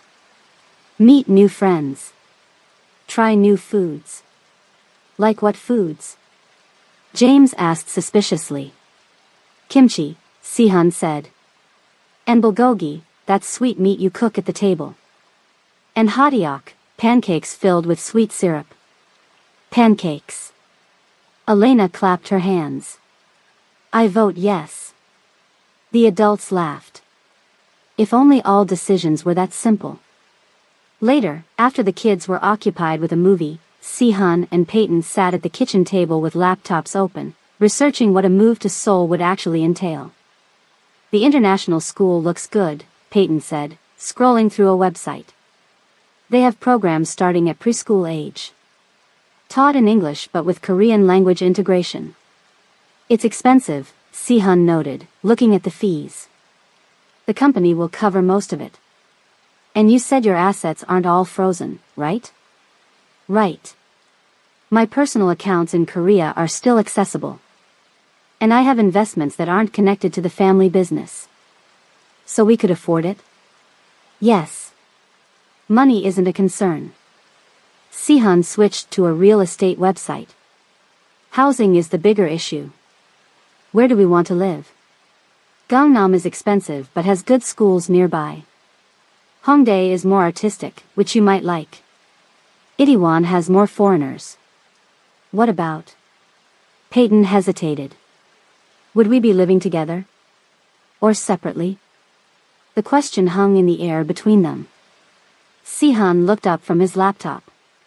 What would you prefer? He asked carefully. I'm not sure. The kids are used to having me to themselves. But they've bonded with you so quickly. She twisted a pen between her fingers. And practically speaking, it would be easier to have 2 adults in one household in a foreign country. But we're not together. Not like that. And I don't want to confuse the kids. Sihan nodded slowly. What if we found a place with enough space?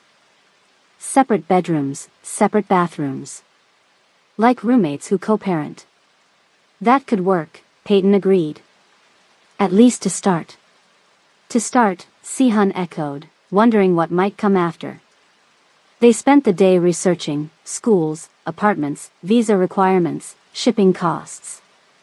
The more they looked into it, the more possible it seemed. Peyton's company would handle most of the paperwork. Sihan still had connections in Seoul that could smooth their transition. That evening, after putting the kids to bed, they sat on the balcony of the apartment with glasses of wine, watching the city lights. So I guess we're really doing this, Peyton said, her voice soft in the night air. Seems that way. Unless you're having second thoughts.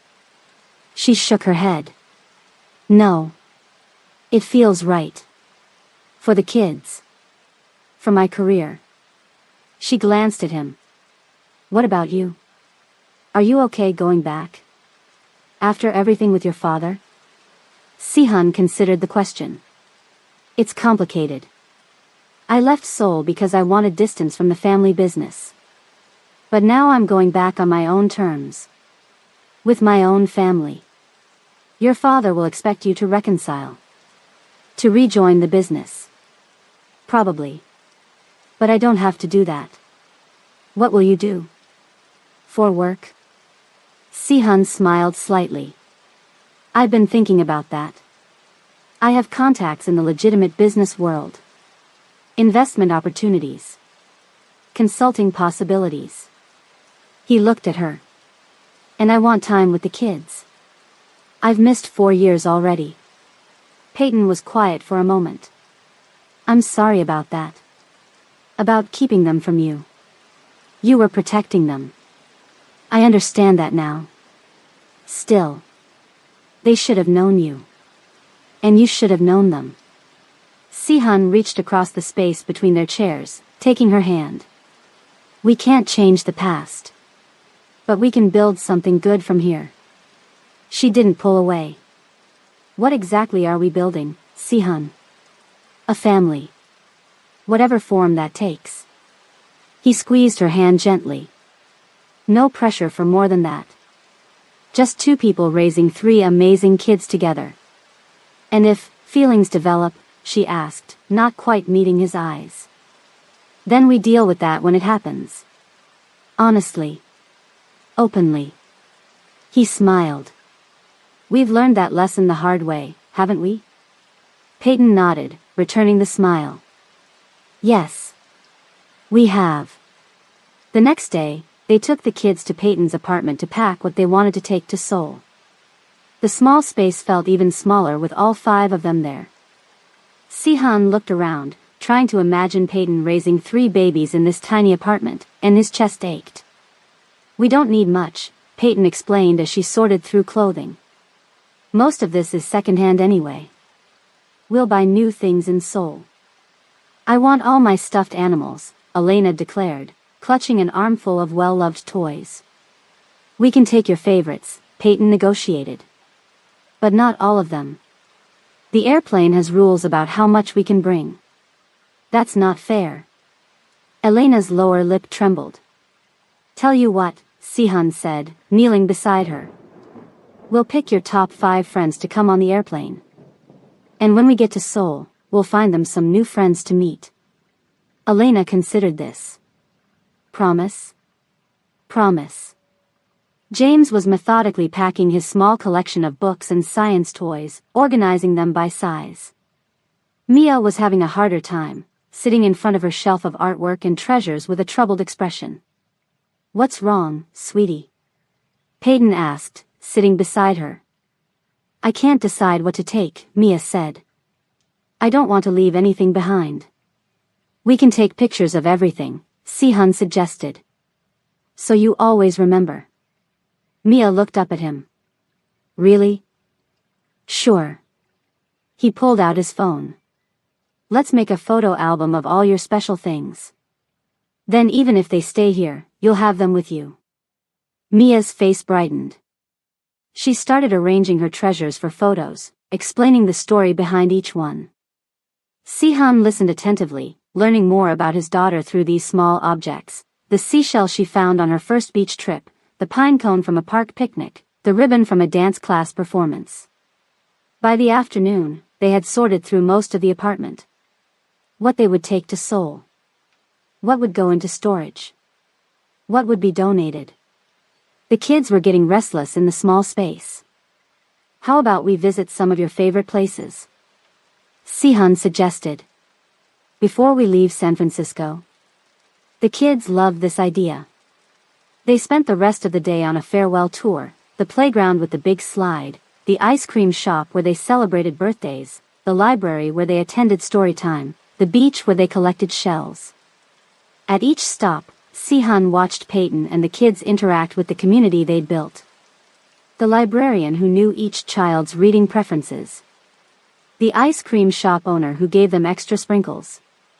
The other parents at the playground who waved and asked about their day. Peyton had created a life here. A good life. Safe, stable, connected. And now she was leaving it behind. For her career, yes, but also because of him. Because of what his presence in their lives had set in motion. Are you sure about this? He asked quietly as they watched the kids play on the beach.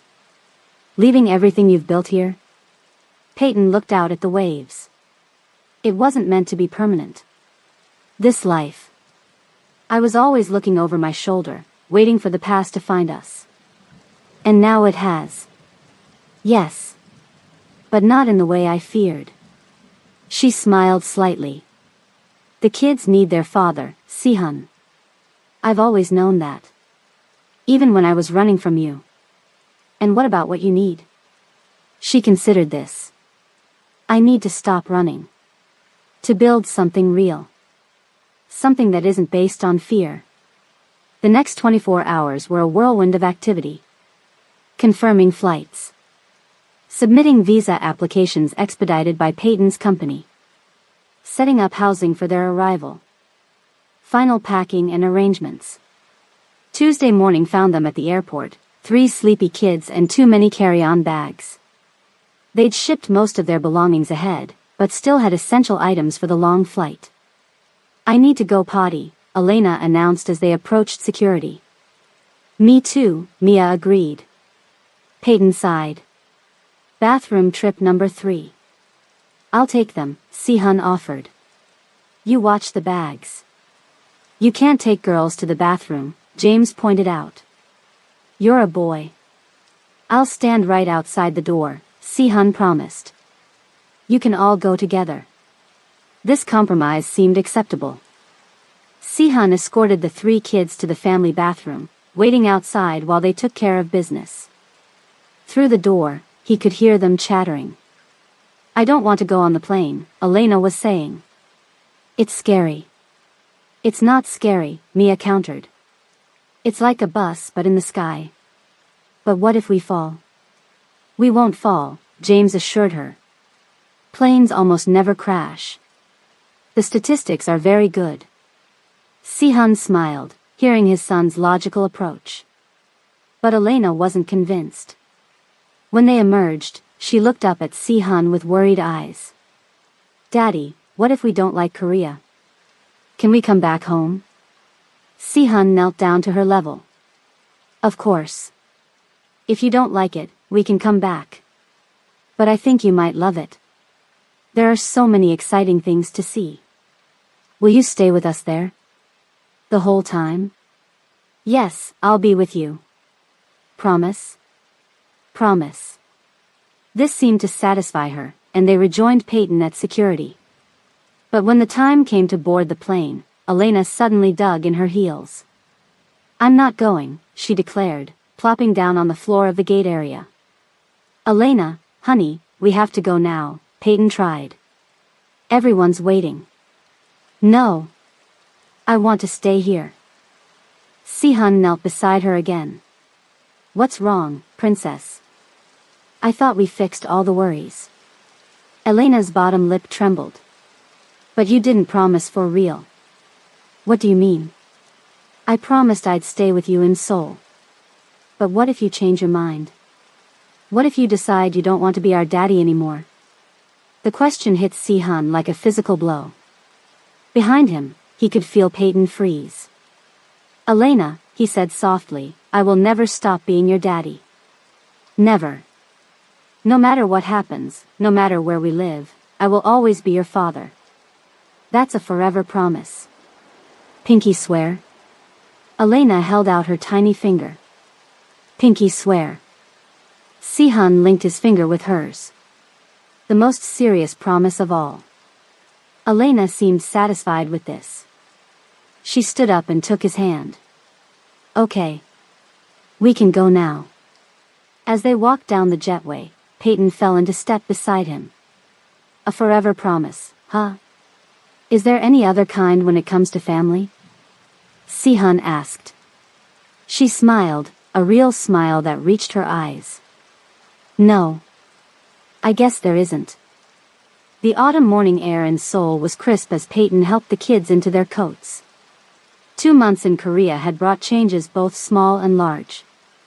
The most noticeable was language. The kids were soaking up Korean phrases like little sponges, already able to ask for their favorite foods and count to 20. Hurry up, we're late.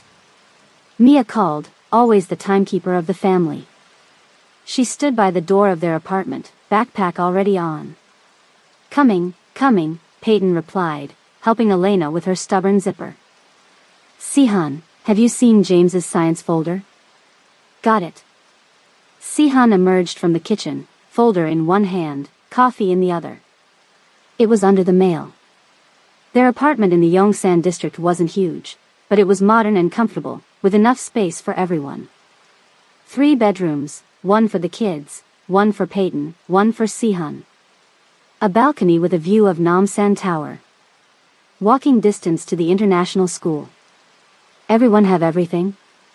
Peyton asked, doing the final check. Backpacks? Lunchboxes? Water bottles? Yes, Mom, the kids chorused, the routine now familiar. The walk to school took 15 minutes, through a local park, past small shops and coffee places that now greeted them by name. Sihan held Elena's hand, while Peyton walked with James and Mia. Other international school families nodded in recognition as they arrived at the gates. Have a great day, Peyton said, giving each child a hug. Daddy will pick you up after school. We have our presentations today, James reminded Sihan. Don't forget. I wouldn't miss it, Sihan promised. 3 o'clock sharp. As the kids disappeared into the building, Peyton and Sihan stood for a moment in the morning sunshine. 2 months, Peyton said softly. Sometimes it feels like we've always been here. And sometimes it feels like we just arrived yesterday, Sihan agreed. He checked his watch. You have that client meeting at 10, right? Yeah. The big hotel lobby project. You sure you're okay taking the afternoon for the kids' presentations? Absolutely. My meetings are all morning.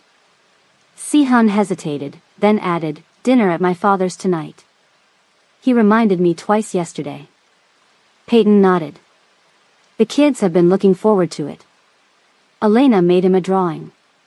Of course she did. Sihan smiled. She has him wrapped around her little finger.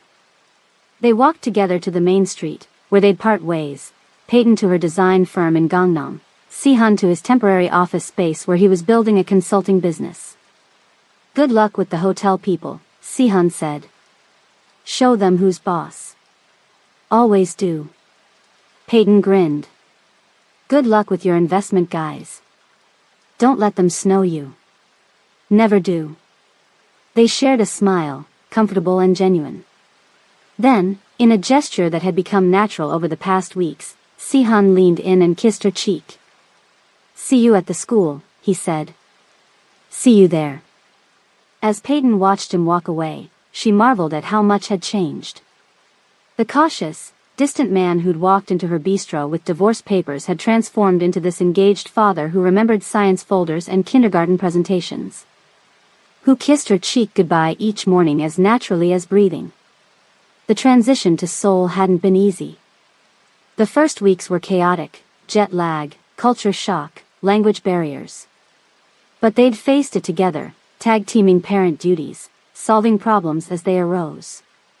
Somewhere along the way, they'd become a team. Peyton's design work was thriving. Her Korean colleagues appreciated her fresh perspective, and her international experience gave her an edge with clients wanting modern designs. She was busier than she'd been in years, but also happier. That afternoon, Peyton slipped into the kindergarten classroom just as the presentations were starting. Si-hun had saved her a seat near the front. "Did I miss anything?" she whispered. "Just the teacher's introduction. The kids are next." One by one, the children stood up to talk about their families. The assignment had been to share something special about their home culture. When it was their turn, the triplets went up together. "We're special because we have two cultures," Mia began confidently. "Our mom is American and our dad is Korean. We just moved to Korea," James continued. "Before that, we lived in San Francisco. That's where Daddy found us." Elena added, drawing chuckles from the other parents. Si-hun and Peyton exchanged looks. Elena's version of their family story was always the most direct. "In America, we learned about helping others and being ourselves," Mia said. "In Korea, we're learning about respect and family connections. My grandfather says family is most important," James added seriously. "He teaches us Korean traditions. Like bowing." Elena demonstrated an enthusiastic if wobbly bow. "And special food on holidays." The teacher beamed as the class applauded. Peyton felt Si-hun's hand find hers between their seats. She squeezed it gently, sharing the moment of pride. After school, they took the children for a treat at a nearby cafe, patbingsu, the shaved ice dessert that had quickly become their favorite Korean snack. "Grandpa said he has a surprise for us tonight," Elena announced, ice cream smeared on her chin. "A special one. Did he now?" Si-hun raised an eyebrow. "He didn't tell me about any surprise." "That's because it's for us, not you," Elena explained with 4-year-old logic. "Right, James?" James nodded. "He told us last time." "It's a secret." Si-hun looked at Peyton, who shrugged. Min-jun Bayan had been full of surprises lately. His relationship with the children had transformed him somewhat, still formal and proper, but with unexpected moments of warmth and indulgence. That evening, they took a car to Min-jun's traditional home in a quiet, exclusive neighborhood. The children knew the routine now: shoes off at the entrance, respectful greetings, small gifts presented to their grandfather. Min-jun welcomed them with formal warmth. "You are looking well," he told Peyton. "The Korean air agrees with you." "The work agrees with me," she replied with a smile. "The hotel project is going forward with my designs." "Excellent. Your reputation grows." Min-jun nodded approvingly. "And you, Si-hun? The consulting?" "2 new clients this week. Both legitimate businesses looking to expand internationally." "Good. Very good." Min-jun turned his attention to the children. "And my little dragons? How was school today?" The kids launched into excited accounts of their presentation. Min-jun listened with what appeared to be genuine interest, asking questions and offering praise. Watching him with the children, Peyton could hardly believe this was the same intimidating man she'd been so afraid of during her marriage. During dinner, served by Min-jun's housekeeper, Elena could barely contain herself. "Grandpa, when do we get the surprise?" she finally burst out. Min-jun's mouth twitched in what might have been a smile. "After dinner, little one. Patience is a virtue." "But I already used all my patience at school today," Elena explained seriously. The adults laughed. Even Min-jun. After dinner, Min-jun led them to a room that had previously been closed off during their visits. He slid open the traditional door to reveal a beautifully decorated children's space, low tables for crafts and study, cushions for sitting, shelves with books in both Korean and English, and traditional Korean games. "This is your room," Min-jun announced to the wide-eyed children. "For when you visit grandfather." The children rushed in with excited squeals. Peyton and Sihun exchanged surprised looks. "Father," Sihun said quietly. "This is unexpected." "Children need their own space," Min-jun replied. "Even in their grandfather's home." As the children explored their new treasure trove, Min-jun gestured for the adults to sit in the adjoining room where tea had been prepared. "You seem settled," he observed, pouring tea with precise movements. "The children are adapting well." "They are," Peyton agreed. "Better than I expected. The school has been wonderful." "And your living arrangements?" Min-jun asked. "The separate bedrooms, still necessary?" Sihun nearly choked on his tea. "Father, that's not a traditional arrangement," Min-jun finished for him. "Particularly for parents of 3 children." Peyton felt her cheeks warm. "We're taking things slowly. For the children's sake." Min-jun made a noncommittal sound. "Children are more resilient than we think. And more observant." He sipped his tea. "They see the way you look at each other." Sihun and Peyton carefully avoided eye contact. "We're focused on being good parents," Sihun said. "Everything else is still developing." "As it should be." Min-jun nodded. "But do not wait too long. Life is shorter than we imagine." From the children's room came sounds of laughter as they discovered more treasures. Min-jun's expression softened almost imperceptibly. "They bring life to this old house," he said. "It has been too quiet for too many years." Later that evening, as they walked from the car to their apartment building, the sleeping children heavy in their arms, Peyton found herself thinking about Min-jun's words. "Your father seems to have accepted our situation," she said quietly. Sihun adjusted James on his shoulder. "He's practical. Always has been." Once he saw the children were truly his grandchildren, family took priority over everything else. "Even your rebellion against the family business?" "Even that." Sihun smiled. "Though he still drops hints about potential positions whenever we talk." Inside the apartment, they worked together with practiced efficiency, changing sleepy children into pajamas, brushing teeth, tucking them into beds. Elena insisted on a story, despite barely being able to keep her eyes open. Sihun obliged with a short Korean folk tale about a tiger and a persimmon, his voice soft in the dimly lit room. When all 3 were finally asleep, Sihun and Peyton retreated to the living room. This had become their ritual, a quiet hour together after the children were in bed. Sometimes they discussed practical matters. Sometimes they shared memories. Sometimes they just sat in comfortable silence. Tonight, Peyton found herself thinking about the future. "The 6-month contract will be up before we know it," she said. "They've already hinted they want me to stay on permanently." "And do you want that?" Sihun asked. "To stay in Seoul?" "I think I do.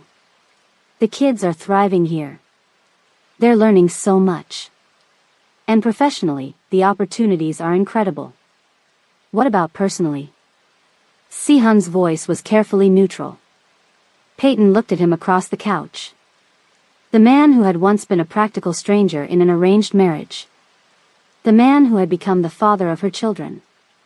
The man who now knew exactly how she took her coffee and which bedtime story would calm Elena's nightmares. "Personally," she said slowly, "I think we've built something good here.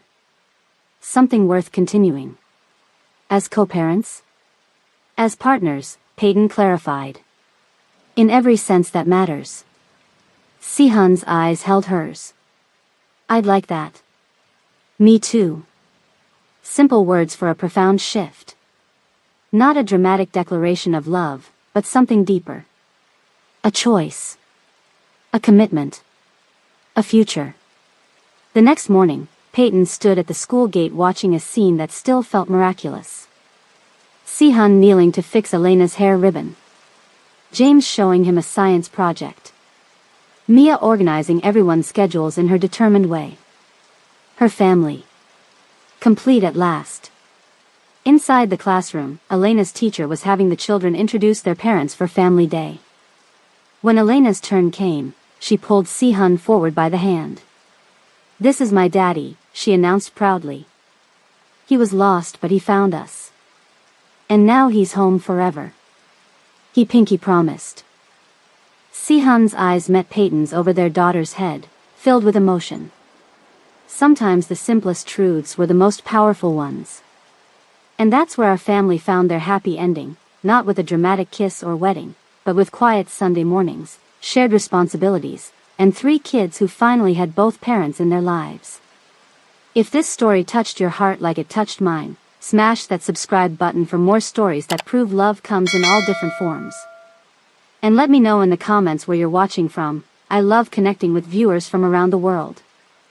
Thank you for listening.